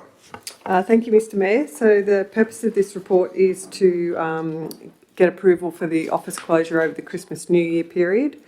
It's largely in line with previous years, with the addition of a request that Council Office, Pinnacle and Library close at 3 p.m. On the afternoon of Christmas Eve. Happy to take any questions. Thank you, Madam Director. Councillor Bushell. Yeah, I'm on fire. Sorry, Mr Mayor. Yeah, evidently. I'd like to move an amendment to the recommendation. I'd like to see them return on the 6th. Why reopen for 2 days? Let's give them extra. They deserve it. So, Councillor Bushell, you wish to move the motion that is before us, except changing the date from the 2nd of January to the 6th. To reopen on the Monday the 6th. Thank you. So, Councillor Bushell is moving that way. Is there a seconder for that motion? Is there a seconder for that motion? The third and final time, is there a seconder for the motion? If not, I declare the motion lapses for want of a seconder. However, Councillor Bushell, I do think your very gesture would mean a heck of a lot to our staff. So thank you very much for your attempt. Councillor Good. Thank you, Mr Mayor. I move the recommendation in the report. Thank you. Councillor Good has moved the recommendation that Council approves the closure of Council Office, Library, Pinnacle from 3 p.m. on Christmas Eve, the 24th of December of 2024, and reopen on the 2nd of January of 2025. Seconded for the motion, Councillor Judd. Thank you. Moved, seconded. Discussion. Discussion, Councillor Irvine. I imagine any staff member who wanted to apply to use their own annual leave for those 2 days, if they weren't deemed critical, they'd be allowed to. Would that be the case? Thank you, Councillor Irvine. A question to the General Manager.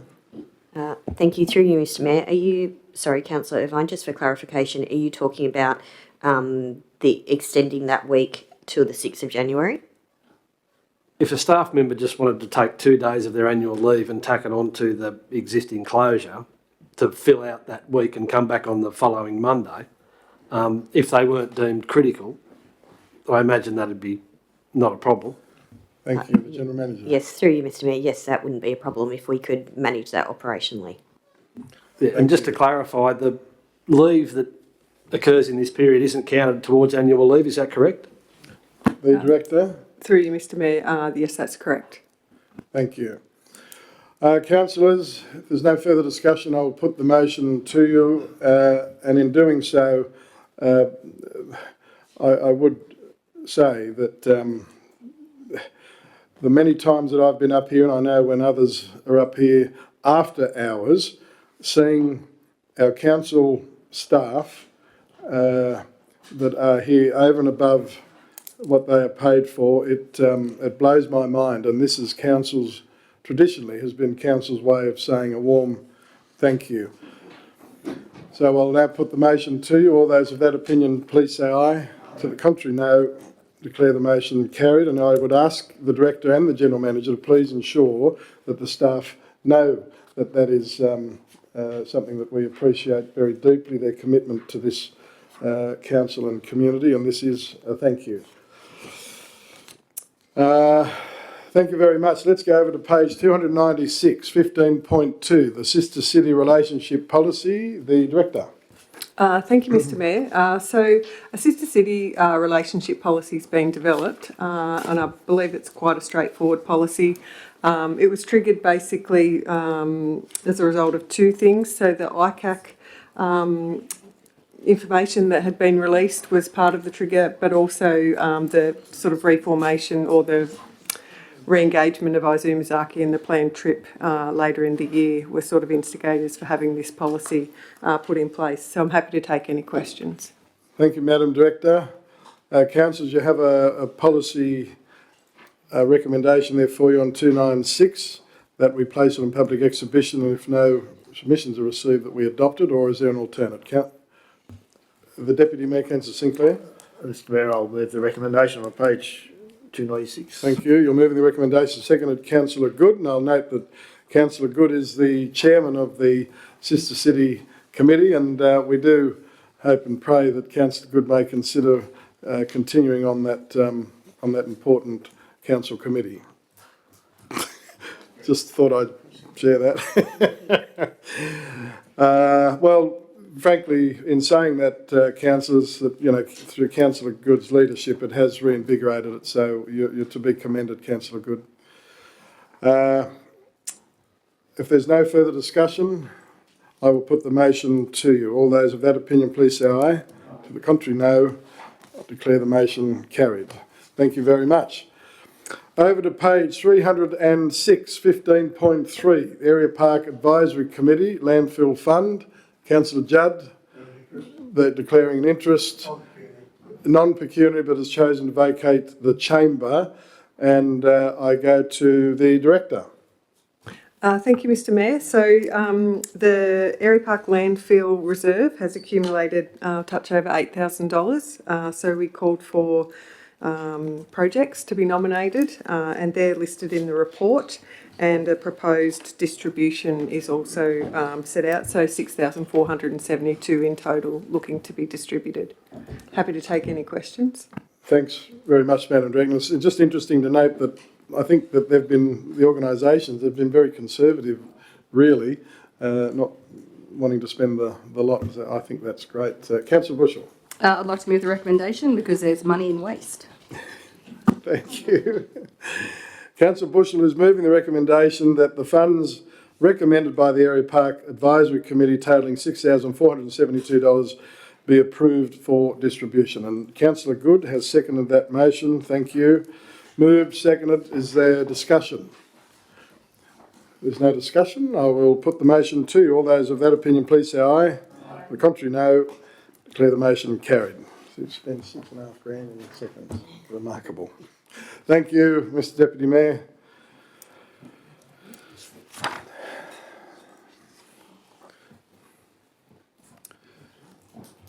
Thank you. Welcome back to the Chamber, Councillor Judd. And during your temporary absence, Council unanimously resolved to adopt the recommendation on the bottom of page 306. Thank you. Councillors, let's now move over to page 309, 15.4, the Arts Centre licence, bless you again, Arts Centre licence arrangement with TADVAC. The Director. Thank you, Mr Mayor. So as outlined in the report, the lease with TADVAC actually expired at the end of June, and while we've been working on negotiating a renewal of that lease or licence, we've actually extended it for 3 months.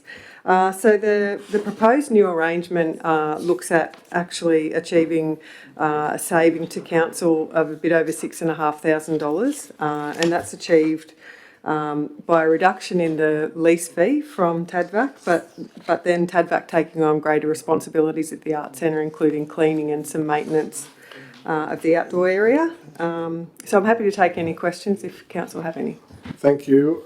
Before I go to Councillor Bushell, if you don't mind, I'd like to go to Councillor Reinhold. You sit on this committee? Yes, I do. Thank you. Councillor Reinhold, would you like to please commence just the discussion on this in terms of your views that may assist council in their deliberations? Thank you. Councillor Reinhold. Thank you, Mr Mayor. Right. Yes. Well, sorry, but I think it's a no-brainer. They're going to save council money by cleaning it and looking after the outdoor area, and it'll probably have a better appearance because it's pretty non-existent at the moment. Cleaning inside, yes, but the outside's ordinary. So, yes, I think it's a well put together. And the membership rebrand, Councillor Reinhold, seems a positive move. Yes. Right. Thanks very much. And thank you, Councillor Bushell, for your patience. Thank you, Mr Mayor. So with the licence arrangement, do we still sort of inspect the facilities to see that the upkeep is continuing? Dare say it does not, but I doubt it will from Councillor Reinhold's comments. However, dare say it does. What will be the provisions then? Yeah, no, that's a good question. Thank you, Councillor Bushell, the Director.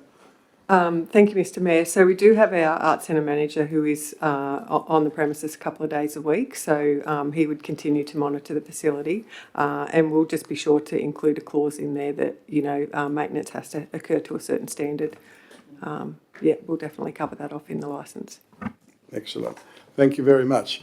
Well, Councillor Irvine. Yeah, it's an interesting proposal, and it's good to see some volunteers who are using a council facility taking on some of the management responsibilities for that facility to cut costs to both themselves and to council. And it seems to be a model that might need to be implemented in a lot of other facilities going forward to keep the cost to council down and to carry some of the responsibility for the facilities over to the users.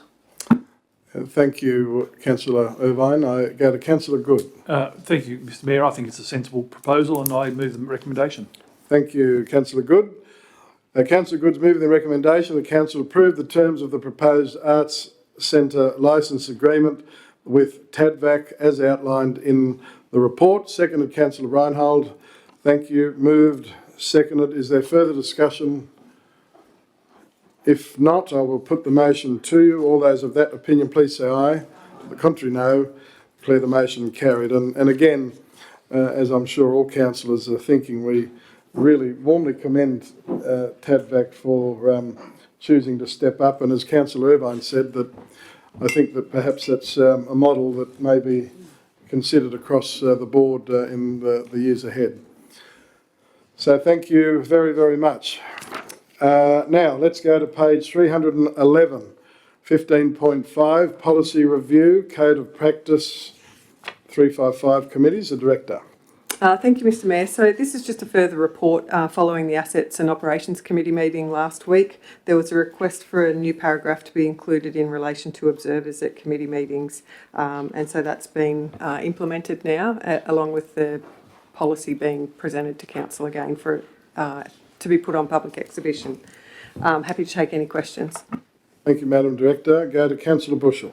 Thank you, Mr Mayor. I'd like to move the recommendation. Thank you. Thank you. Councillor Bushell is moving the recommendation the Council place Code of Practice of Section 355 Committees on public exhibition 28 days, and if there's no submissions received, consider the policy adopted. Councillor Good, second the motion? I will second that motion. Thank you. Yes. Councillor Good, you've seconded and you have the call. Thank you, Mr Mayor. We did discuss too in the 4.6.1 accounting. At the moment, it's a requirement that it says a bank account must be opened, but some 355 committees don't handle money, so Thank you. We'll go to the Director. Through you, Mr Mayor. So at 4.6.1, I've just included the end of the sentence there, subject to delegation set out in the committee's terms of reference. So if they have the delegation to have a bank account, then they, yeah. Thank Is you. Council Thank you, happy with that? Madam Director. Councillor Good, you happy with that? Yep, thank you.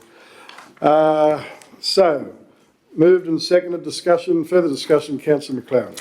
Thank you, Mr Mayor. Relating to 3.7.7 on the observers clause, at the moment, so observers can attend and at the discretion of the chairperson they'll be able to speak. If they wrote to that 355 committee, would that letter be on their agenda and would they be able to speak to it? Thanks, Councillor McLaren. I go to the General Manager.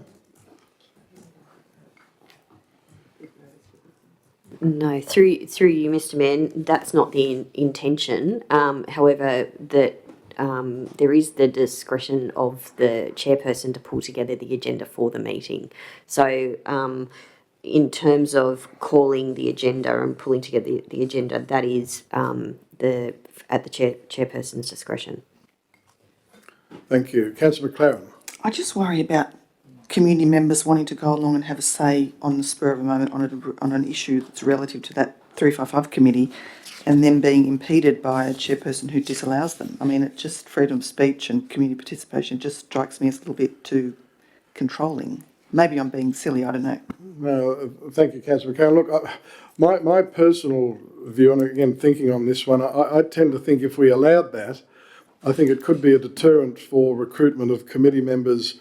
To me, if you've got committee members that are willing to put their hand up, be elected and be served for their 12 months, whatever the term may be, if we allow that sort of thing to happen, I'm just not sure whether that would be or assist in terms of the recruitment process of members. If you can just come in off the street, you know, that's just my thinking. Councillor McLaren. Just as a follow-up, I'm pretty sure that's how the Heritage Committee meeting works at the moment. Someone can attend and raise an item. I think we had the chap from Springdale come and talk about... Yep, Earl came and talked about the Mary Narell project and, you know, they were not official the lady from Mary Narell, what was her name? Coralie came along and had a talk about it. It was I see what you mean, Councillor McLaren, but then did they put in a written submission? Yeah, we do have a great... But, you know, pardon me, if they had a written submission, because I find that quite odd, and I've never heard of that happening unless, of anything, quite frankly, that I've been involved with, unless there is a letter received from, for the committee to consider, and then the committee may determine to invite that individual to come and articulate that matter further. I just find that very, very, very, very unusual from my perspective. But Councillor Bushell. Thank you, Mr Mayor. So I guess, for instance, that question comes down, like even with council, when someone wants to have a public forum session, correct? Yes. So we do have a process for here. This is a committee of council, correct? So is this a further change or inclusion? As like a public forum request, is that what you're saying? Well, sorry, thank you, Councillor Bushell. Councillor McLaren. Sorry, thank you, Councillor McLaren. I think there is a process for someone to come to the public gallery at a council meeting and speak on an issue. They have to fill out a form. They fill out a form, though. exactly. That's right. So this It has to be person relevant to the meeting, cannot though, fill doesn't out a form and speak. There's no application process. It's just completely at the discretion of the chairperson. An observer is not entitled to give notice of business, not allowed to move or second a motion or vote. So there is no mechanism there for a person to go to a meeting and talk about something. It's purely at the discretion of the chairperson, and I don't think that's democracy. So, thank you, Councillor McLaren. The Deputy Mayor, you've been... Oh, sorry. Councillor Irvine. Thank you. The Deputy Mayor, Councillor Sinclair. Thanks, Councillor Irvine. It's been raised with me by one of the committees that when people from out, when stuff's brought up that's not on the agenda, it extends the time that the meeting runs, and it has caused problems with them. The meetings run over the allocated time, and I think that was the issue raised with me, that the meeting set down to run for an hour or something like that, and ends up going for an hour and a half, which throws out other things. So that's the one issue I've had brought up with me. No, Mr Deputy Mayor, that's correct. I've had several raise that issue as well. We go to Councillor Irvine. Thank you. Yeah, I'm of a mind with Councillor McLaren. I think we need to encourage participation by members of the community, and the fewer impediments we put in front of their participation, the better. And I think it's up to the chairperson to give everybody an opportunity to speak at a meeting. And if after an observer's been given a fair hearing, and it might be noted that it gets included on an agenda for a future discussion at a future meeting, I think it's up to the chairperson has the ability to control the meeting. But the idea that they've got to put in some application, or they can only talk, if given permission by a chair, I think it's a little bit restrictive. I'd much prefer to see some softer wording around that, and be certainly encouraging participation from the community. Thank you, Councillor Irvine. Well, as I say, I've always had the view that committees are elected, nominations are called for, they're elected to conduct the business, and if others wish to speak, they either write or they make a submission to appear before that committee. I just think, there's obviously a problem that has been raised to Council. The Deputy Mayor's alluded to it. I've alluded to it. I know the General Manager and other senior staff have had complaints brought forward in relation to that, and it's something that this Council needs to address. Councillor Irvine. Yeah, but like I say, I don't see the issue, and I think the more input you get at a meeting, the better. And giving the chair complete discretion over that, I think, is just giving a little bit too much authority. A good chair will allow everyone to get their point across at a meeting, and if something's being overused, they'll direct it back to the business at hand and guide the meeting through. But I really think it's important that all views are expressed at a meeting, and the less impediments in the road, the better. Thank you. That concludes debate. I'm now going to put the motion that we have moved, Councillor Bushell and Councillor Good, that Council place the Code of Practice Section 355 committees and public exhibition for 28 days. If there are no submissions received, consider the policy adopted. I'll put the motion now. All those of that opinion, please say aye. On the contrary, no. Declare the motion carried, noting the dissent from Councillor McLaren. Thank you. If I can make a comment? Councillor Irvine. It's being put on public exhibition, Councillor McLaren, so if you do wish to make a submission, you'd be more than welcome. Well, thank you for those helpful words, Councillor Irvine. Let's now move on to would you believe nothing of an urgent late nature from the Director of Admin and Finance, please? No, thank you, Mr Mayor. Thank you. Councillors, let's go to page 354, correspondence. The General Manager, 16.1. Dr Perry Holmes. Councillor McLaren is vacating the chamber as a member of the board. And I now go to the General Manager. So the General Manager is deferring this to the Director of Administration and Finance, the Director. Thank you, Mr Mayor. So the report's as written, and councillors an email was circulated yesterday in relation to some other assistance that's been provided to Dr Parry Holmes over recent years. Happy to take any questions. Thank you very much, Madam Director. I thank the Director of Environmental Services and the Town Planner for furnishing Council with those responses. I think that just further assists in their deliberations to ensure we make a fair and reasonable decision. So thank you. I'll go to Councillor Good. Thank you, Mr Mayor.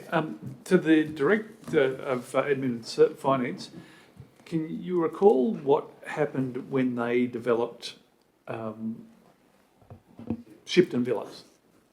Thank you. The Director. Through Mr Mayor, can you just clarify in relation to what, sorry? In relation to the development application, whether we forgave the development application. You. Director of Environmental Services. No, that was paid in full, I believe. I think there was some assistance to a footpath. Yep. That was council's. About 5,000, no. That was extra, wasn't it? That was a fencing.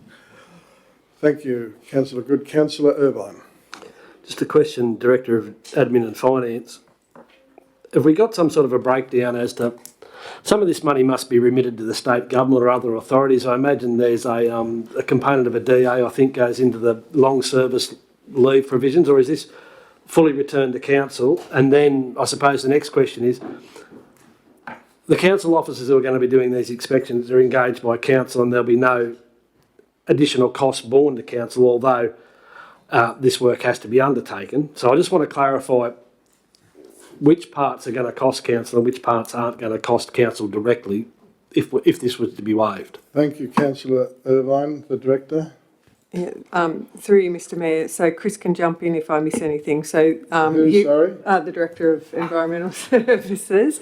So this is just the development application that we're talking about. So sort of not the end of the story, I suppose. Once they lodge their construction certificate, they'll need to make their Section 712 contribution, and there'll also be fees associated with the subdivision and the construction certificates and the inspections that have to be made along the way. So if you look at all of those future fees that are still to come in conjunction with what they've already got, we're probably looking at about $250,000 worth of fees altogether, just shy of. Thank you. Councillor Good. Thank you, Mr Mayor. My thoughts is that the first bit that they're going to develop is the commercial aspect of it, where they're not doing the social housing just at the moment, as I understand it. Through you, Mr Chair. This DAA is for the entire complex, so that's why it's such a large amount. It's a $17.5 million project, so the DA fees related to that overall cost. So this gives them approval in principle for the whole lot. Then it's a staged development application, so once they get the consent for the whole master plan, then they'll pick off different pieces based on their staging, and then they'll be up for, the construction certificate, inspection fees, and 712 with each portion as we go along. So. Thank you, Mr Director. Thank you. Councillor Good. Councillor Bushell. Thank you, Mr Mayor. That sort of alluded to my question, whether it was going to be a staged development and whether that's something that we could consider regarding our fee issuing process, whether we stage it as well to sort of soften the blow, is what I was going to seek and inquire about. Thank you. Thank you, Councillor Bushell. Through you, Mr Chair. Well, we sort of would do that for the construction stage. So this DA phase is for the whole complex, so it's difficult to break that up, but the construction side of things that will occur. But Yeah, it's larger amount of fees because it's a very significant development. Thank you, Mr Director. The Deputy Mayor, Councillor Sinclair. Thanks, Mr Mayor. If councils go ahead and do as they're asking here, that would take away 2 years' donations budget to start with, and leave us, nothing for anything else for that time. Council already, the Dr. Perry Homes already has a interest-free loan with council. Just see the council's thoughts on perhaps adding all these costs, as has been said, at nearly $250,000 to that loan as an interest-free loan, and that would be council's way of helping the committee out. They pay that money back over a period of time as they sold their buildings or their lots and so forth.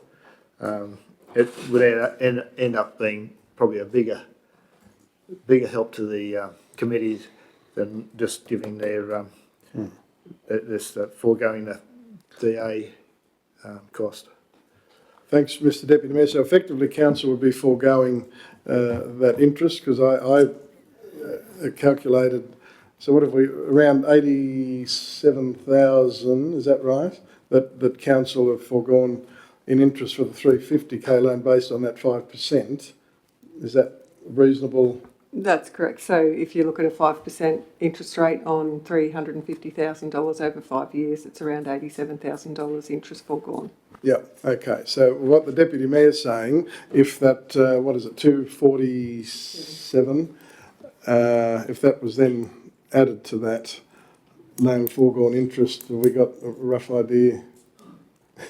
The topic. While you're pondering, Madam Director, let's go to Councillor Bushell. Thank you, Mr Mayor. I'm glad the Deputy Mayor brought that up, because that was something that I was sort of thinking that whether we include it in. So it's good to see. Always like to see income and expenditure in the budget. How does that all work? Do we still say that we got the income from the DA? How does it all work? Sorry. Thanks, Councillor Bushell. A question without notice to the Director. Through you, Mr Mayor. So we'd recognise it as income this year, but it would be a loan receivable. So, yeah. Thank you. Councillor Good. Thank you, Mr Mayor. I move that council don't waive the fee, but add the $29,053.20 to the non-interest loan that we have with Dr. Parry, and therefore any fees coming up, they can then make a separate application. Okay. Thanks, Councillor Good. Accept that as a motion. Second for the motion. Second for the motion, please. Is there a thank you, Councillor Irvine. A second of the motion. Moved and seconded. Discussion on the motion.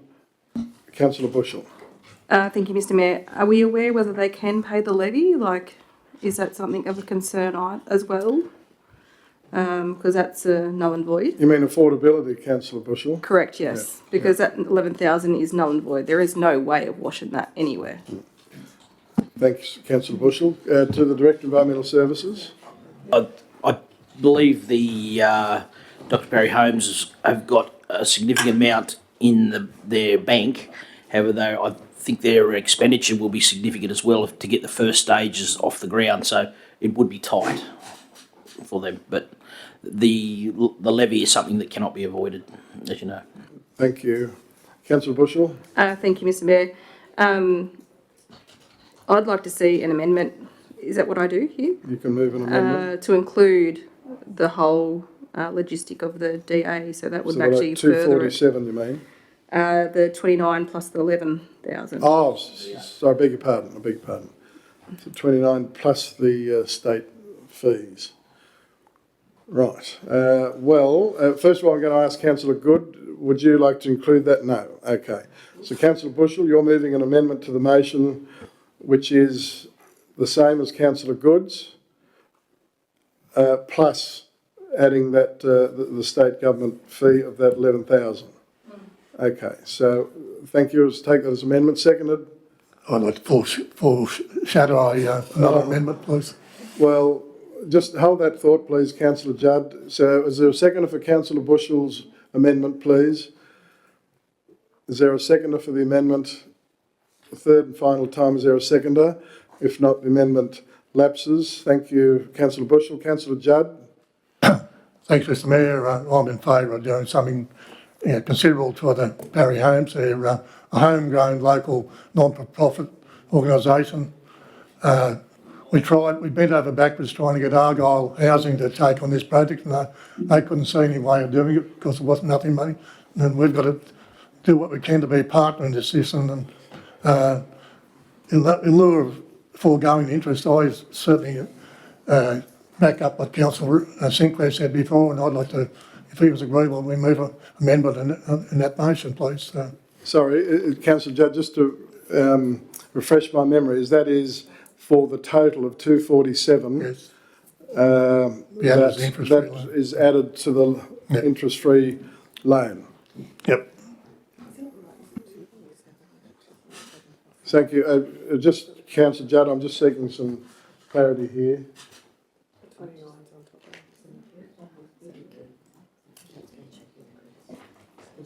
We're just checking, Councillor Judd, on some details at the moment, please.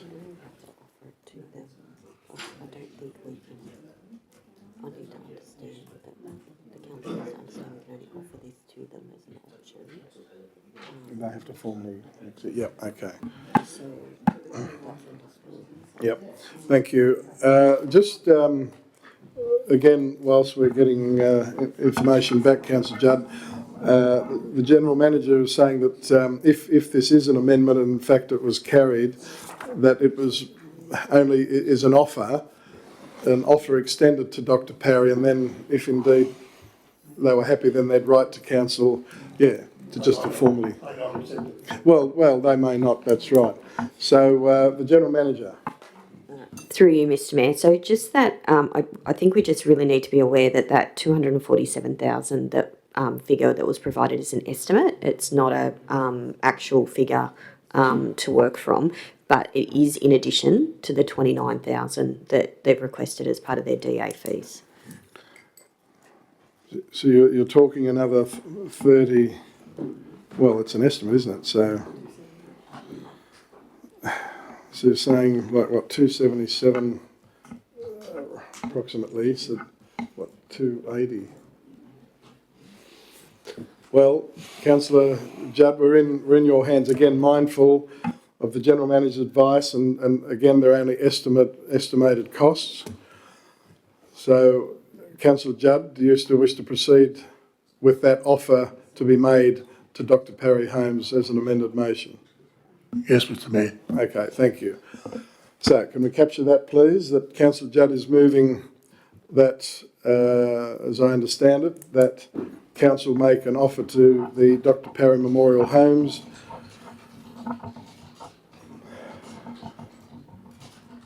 to fund the development application fee for Apollo Place plus further, what's the wording, fee? Construction. Further construction costs? Construction certificate costs? Up to an amount of, what are we saying, 280,000? That sort of. So, Councillor Judd, does that? 280. 280. Thank you. To fund the development application plus further construction certificate costs up to the amount of 280. Does that cover everything? No. That's right. So development application fee plus further construction costs up to the amount $280 added to their interest-free loan.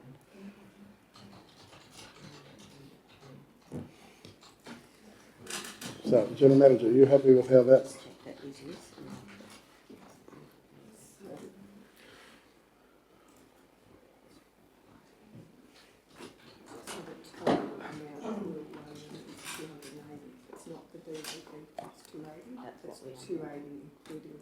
280 including, yes.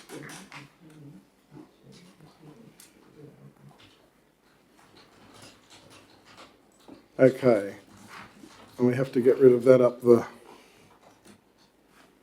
what other bit? To fund the development application fee, plus further to the amount of, including the DA fee. Yeah, you don't need that.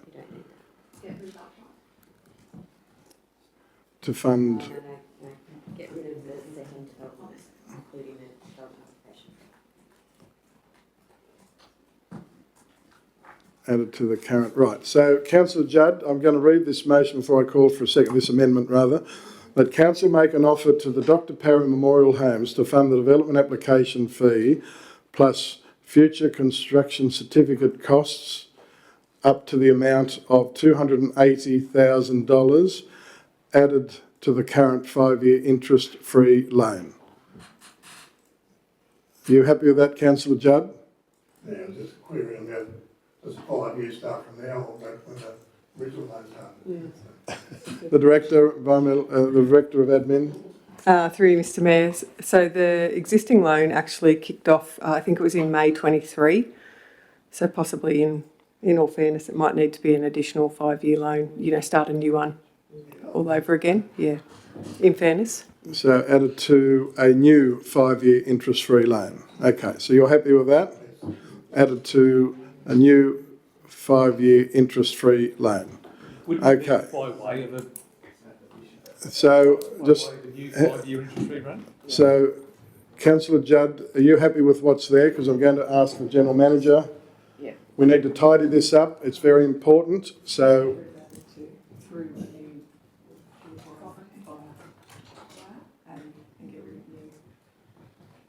right.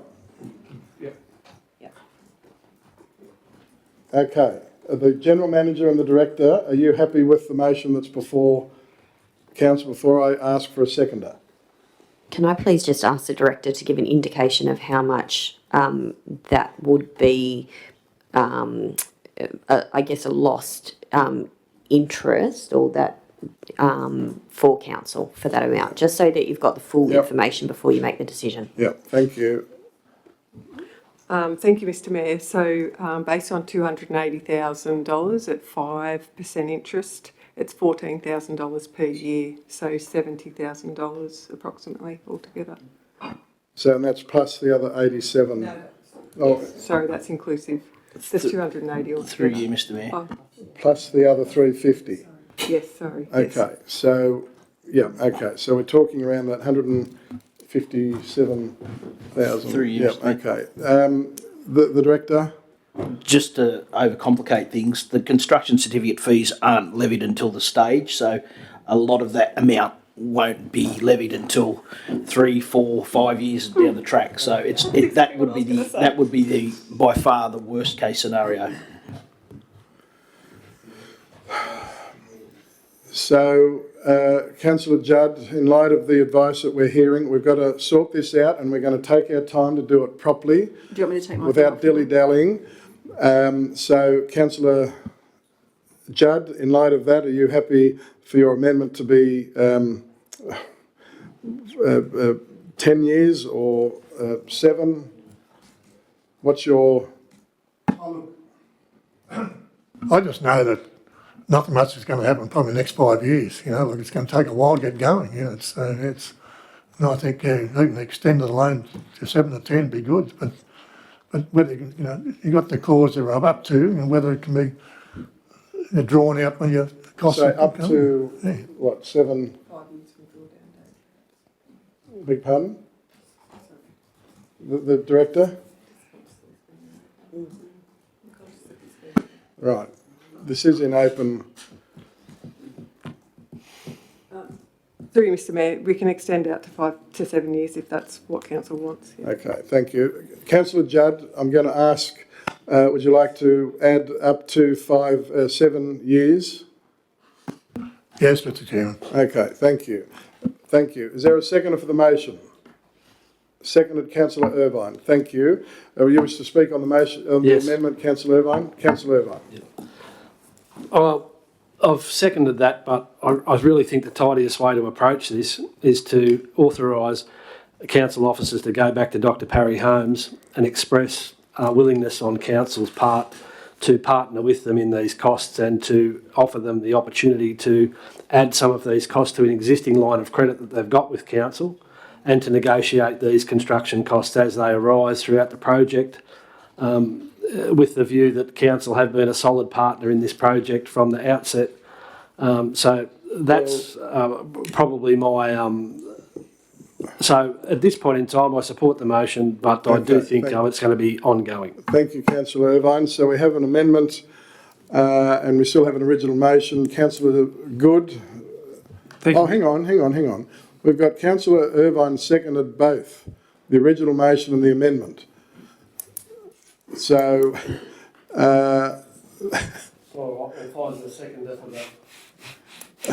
So the amendment, so if we can take that out, this is very untidy, but we're going to get it right. The Deputy Mayor, Councillor Sinclair, is seconding the amendment. Thank you. And then we have Councillor Good and Councillor Irvine for the original motion. Councillor Good. Thank you, Mr Mayor. There's a couple of points there. First of all, not all of it is what we would consider social housing. Some of it is a commercial development where they will be getting people to pay a substantial bond to move into the property, and I understand that's going to be the first part of their development. So it will be a money-making venture, that part of it. Obviously, as we spoke about, it's going to be over a period of time, which could be a substantial period of time. I think that I think we should only be talking about the $29,000 that they've asked for at the moment, and they can make further application to council and make a further application for a similar sort of loan. And at that stage, it will be the new council who will be able to make a decision, and they will be able to say yes or no. And I think by us making this decision now, we're pushing costs onto the new council, which I don't think is appropriate. Yeah, thanks, Councillor Good. I'm going to go to, so that'll close the vote for the original motion. Councillor Judd, do you wish to talk on your amendment before we put it to the vote, please? Yeah, thanks, Mr Mayor. Yeah, I think it's critical we try and this council supports Parry Holmes. It's they're a great organisation and they're a not-for-profit local organisation. They're not a commercial organisation. Any money they make out of it gets poured back into the next development through their projects. I think, I think we should be doing what we can to keep everything local. Thanks, Councillor Judd. I think the one thing every one of us agree on that Dr Parry Holmes are a fantastic organisation and have been for a mighty long time. So thank you. That concludes debate. I'm now going to we have a motion and an amendment. I'll put the amendment first. That is Councillor Judd and the Deputy Mayor's motion that Council make an offer to Dr Parry Memorial Homes to fund the development application fee plus future construction certificate costs up to the amount of $280,000 via a 7-year interest-free loan. Before I put it to the vote, the General Manager. Thank you, Mr Mayor. I'm not sure that will close out the matter in a timely fashion because we are putting an offer to them, and then depending on whether or not they accept that offer, that probably will need to be the determination of the mechanisms of that for the next council. So I just, it is an offer, just so that as long as that is understood, it doesn't probably close this matter completely out tonight. Thank you, Madam General Manager. So I'm now going to put the amendment first. So all those of that opinion, please raise your hands. To the contrary, I declare the amendment lost. I'll put the original motion. All those of that opinion, please say aye.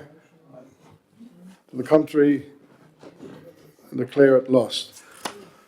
I declare it carried, rather. I beg your pardon. Sorry. Okay.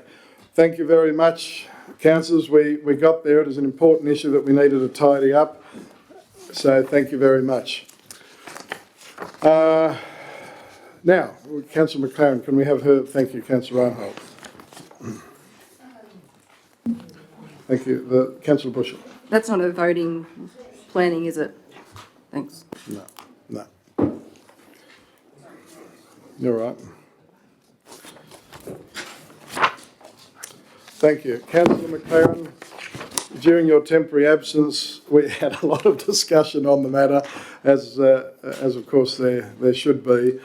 And there was a motion put, an amendment put.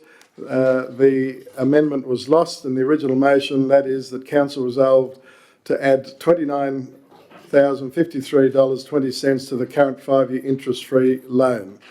So that is the motion that was carried. So I thank you, Councillor McLaren. And again, remind Councillor McLaren that Dr. Perry Holmes, that you know that council are fully committed to the Apollo Place venture. We have assisted significantly, and the council of the day, I'm sure, will continue to assist where funds allow. So thank you. Councillors, over to page 356. We don't have any business with notice. We don't have any... Oh, I beg your pardon. There's one late item for correspondence, which is late, from the Sir Optimus International 2024 Rural Women's Day Awards. The General Manager. Thank you, Mr Mayor. The report is as written. Last year, Council resolved to provide $5,000 to the event. Thank you. 500. What did she say? 5,000. Oh. Sorry, Mr Mayor, $500. Yeah, so I missed that. Whoops. Thank you. $500 was what the General Manager said. Those listening. Let's go to Councillor Bushell. Thank you, Mr Mayor. I would like to move that we do the amount of $1,000 for the Best Sisters. That's what Sir Optimus means. Thank you. Thank you, Councillor Bushell. So you're suggesting $1,000. Is there a seconder for the motion? Is there a seconder for the motion? Councillor McLaren has seconded the motion. Moved. Seconded. Discussion.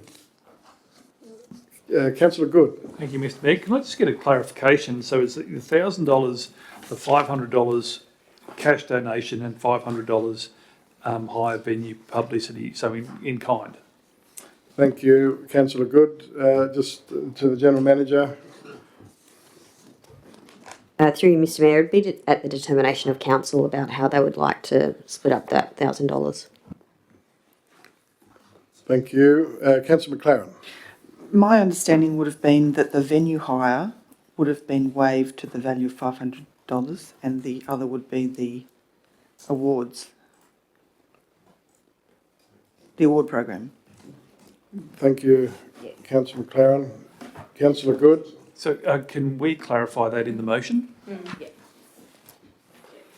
So, Councillor Bushell, do you wish to expand further on the $1,000? Can we make it into Jason's words? They'll be much better than mine. Pardon? Can we make it into what Jason said in his words? They'll be much better than mine. Who's Jason? Councillor Good, sorry. Thank you. How many people are going to get Councillor struck Good. today? Mr Mayor, may I recommend that we say that it's recommended that Council donate $1,000 divided as pursuant to the report. Divided pursuant to the report. Okay, thanks. The mover and second, are you happy with those words? Okay, thank you. Thank you. Move and second a discussion. The Deputy Mayor, Councillor Sinclair. Yeah, Mr Mayor, I would have thought this would cover a very wide area. I'm sure they've written this letter to plenty of other organisations. I would have thought $500 would have been quite generous. It's a fair amount out of our donations budget. I don't know. I would have been. Are you moving an amendment, Mr. Deputy Mayor? I will move an amendment that we just donate $500 towards the Women's Day Awards.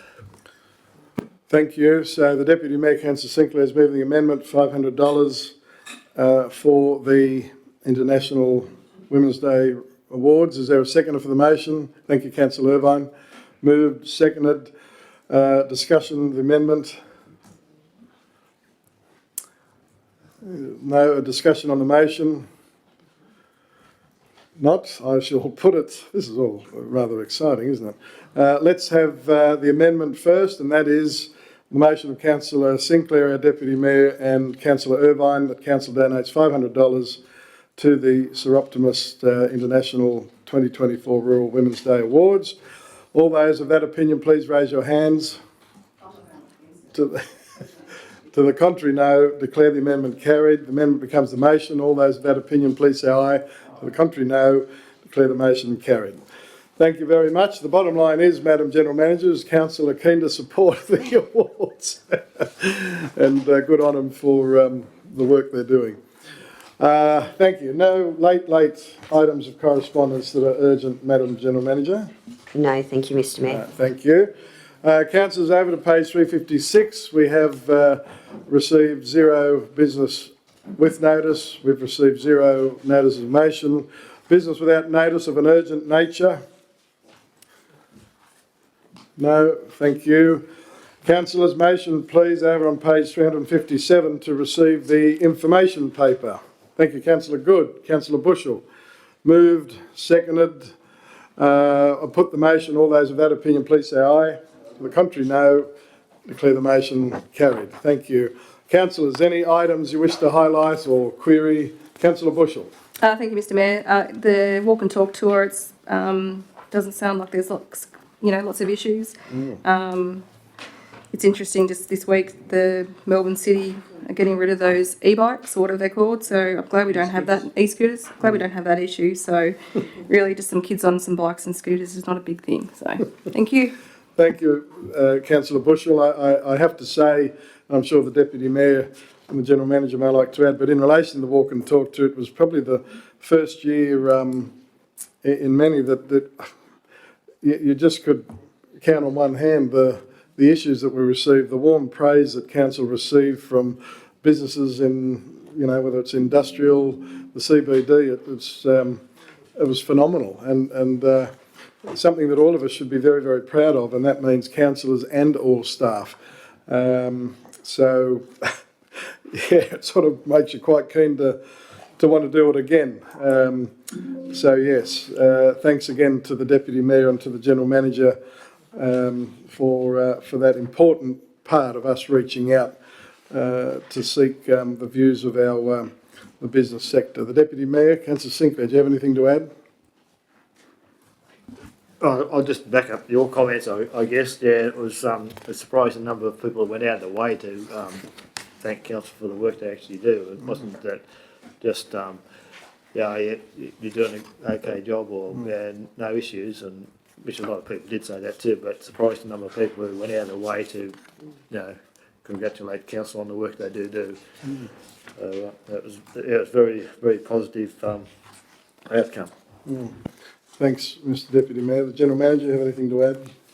No, I would echo those comments. Very, very positive in the main. There was a few issues or queries that we were able to address, which was great, particularly before we kicked off any of the work in Hoskin Street in stage 1.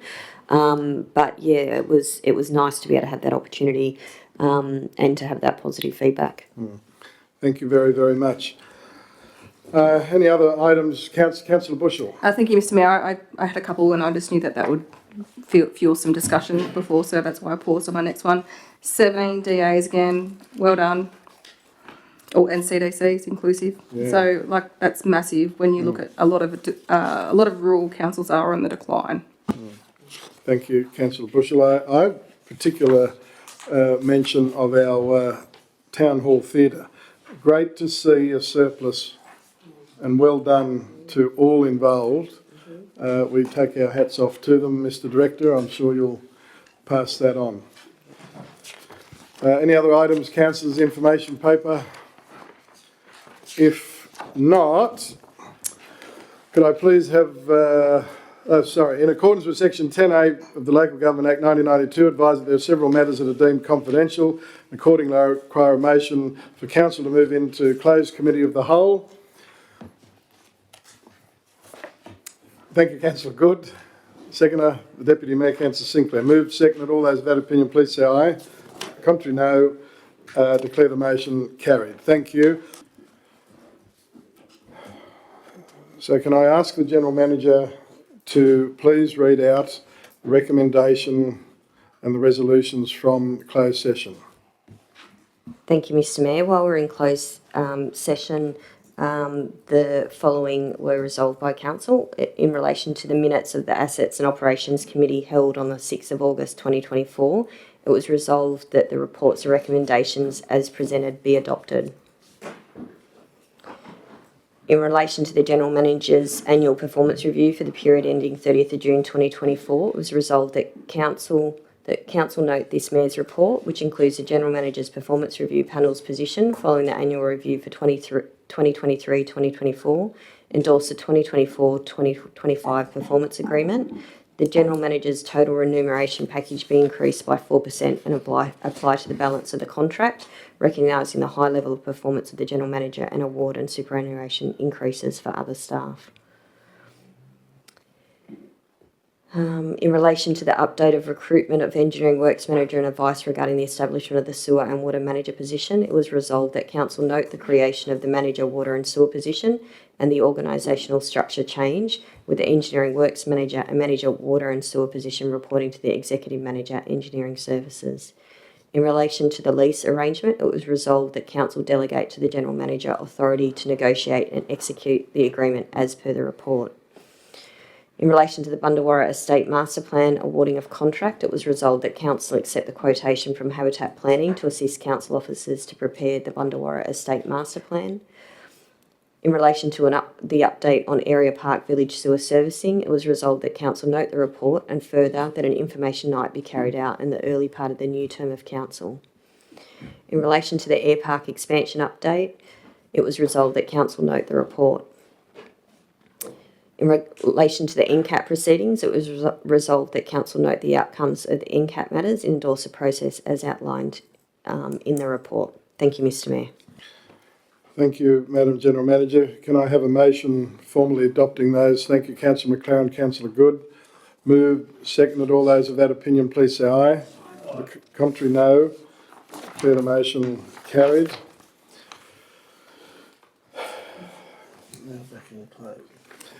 Now, motion please to proceed into confidential committee of the whole. Thank you, Councillor Bushell, Councillor Good. Moved and seconded. All those of that opinion, please say aye. To the contrary, no. I declare that motion carried. Thank you, Mr Deputy Mayor. I'll now read out the resolutions that were resolved upon in closed session of Council. In relation to item 21.8, the Code of Conduct report, it was resolved that Council, under section 440G of the Local Government Act 1993 and under provisions of 7.37B, 7.46, 7.58B and 7.59 of the procedures for the administration of the Code of Conduct, officially and formally censure Councillor Anthony Irvine in relation to an email sent by Councillor Anthony Irvine on 24th of October 2023, which was found to be in breach of the following clauses of the Code of Conduct by an independent investigator. Clause 3.1A of the Code, in that it is likely to have brought Council or Council officials into disrepute. Clause 3.1B of the Code, in that it's contrary to Council's administrative requirements or policies. Clause 8.10 of the Code, in that he failed to maintain the integrity and security of confidential information in his possession. Clause 8.11B of the Code, in that he did not protect the confidential information. And Clause 8.11C of the Code, in that he released the confidential information without authority. And Clause 8.11F of the Code, in that he used the confidential information with the intention to cause harm or detriment to the Council or any other person or body. That matter was carried. in relation to the Code of Conduct report 21.9. It was resolved that Council, under Section 440G of the Local Government Act 1993 and under provisions of 7.37B, 7.46, 7.58B and 7.59 of the procedures for the administration of the Code of Conduct, officially and formally censure Councillor Anthony Irvine in relation to emails sent by Councillor Anthony Irvine on 22nd of November 2024, which was found to be in breach of the following clauses of the Code of Conduct by an independent investigator. That should be 22nd of November 2023, which was found to be in breach of the following clauses of the Code of Conduct by an independent investigator. Clause 3.1a of the Code, in that the email of the 22nd of November 2023, sent at 1:58 p.m, is likely to have brought the Council and the Council officials into disrepute. Clause 3.1b of the Code, and that the emails of the 22nd of November 2023, sent at 1:58 p.m. and 2:18 p.m, breached Council's administrative procedures. And Clause 3.1e of the Code, in that the email of the 22nd of November 2023, sent at 2:18 p.m, causes, comprises or involves intimidation or verbal abuse. Thank you, Mr Deputy Mayor.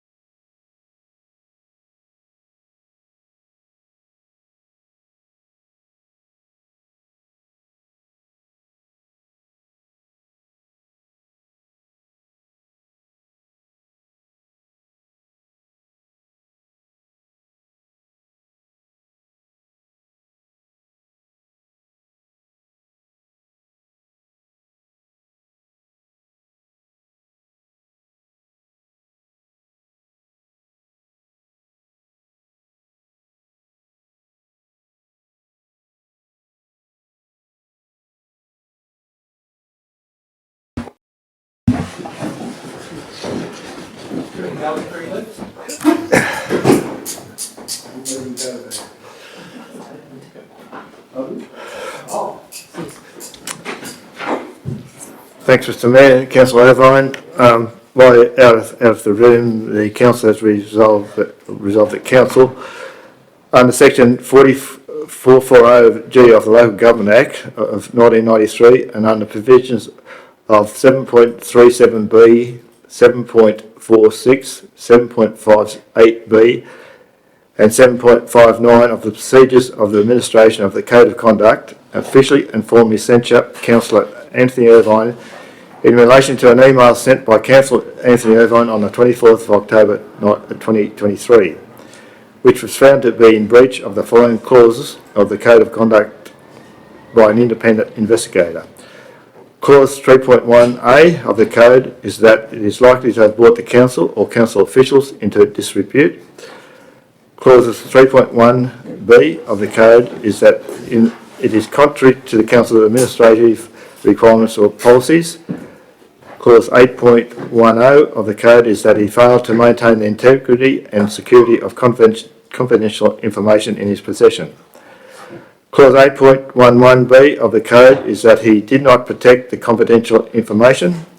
Clause 8.11c of the Code is that he released the confidential information without authority. Clause 8.115F of the Code is that he used the confidential information with the intention to cause harm or detriment to the Council or any other person or body. And that resolution was carried. Item 21.9 was resolved that Council, under Section 440G of the Local Government Act 1993 and under provisions of 7.37B, 7.46, 7.58B and 7.9 of the procedures for the administration of the Code of Conduct, officially and formally censure Councillor Anthony Irvine in relation to emails sent by Councillor Anthony Irvine on the 22nd 22nd of November 2023, which was found to be in breach of the following clauses of the Code of Conduct by an independent investigator. Clause 3.1a of the Code is in that the email of 22nd of November 2023 at 1:58 p.m. is likely to have brought the Council and Council officials into disrepute. Clause 3.1b of the Code is in that the emails of the 22nd of November 2023 at 1:58 p.m. and 2:18 p.m. breach the Council's administrative procedures. Clause 3.1e of the Code in that the email of the 22nd of November 2023 at 2:18 p.m. causes and comprises of involves intimidation and verbal abuse. And that resolution was carried by Council. Thank you, Councillors. I'll hand back to the Mayor.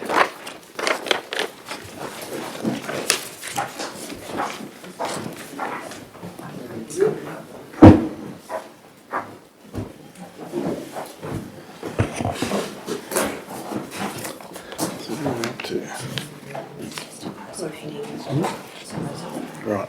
Thank you very much, Mr. Deputy Mayor, for that. There being no further business, I again thank you all councillors for your time, for your effort, but more particularly for your commitment to Temora Shire Council and to our community over this past 3-year term, a unique term. But again, we've been very blessed and privileged to have been elected to serve the community that we cherish. So again, thank you, and with those words, I declare the meeting closed. Thank you.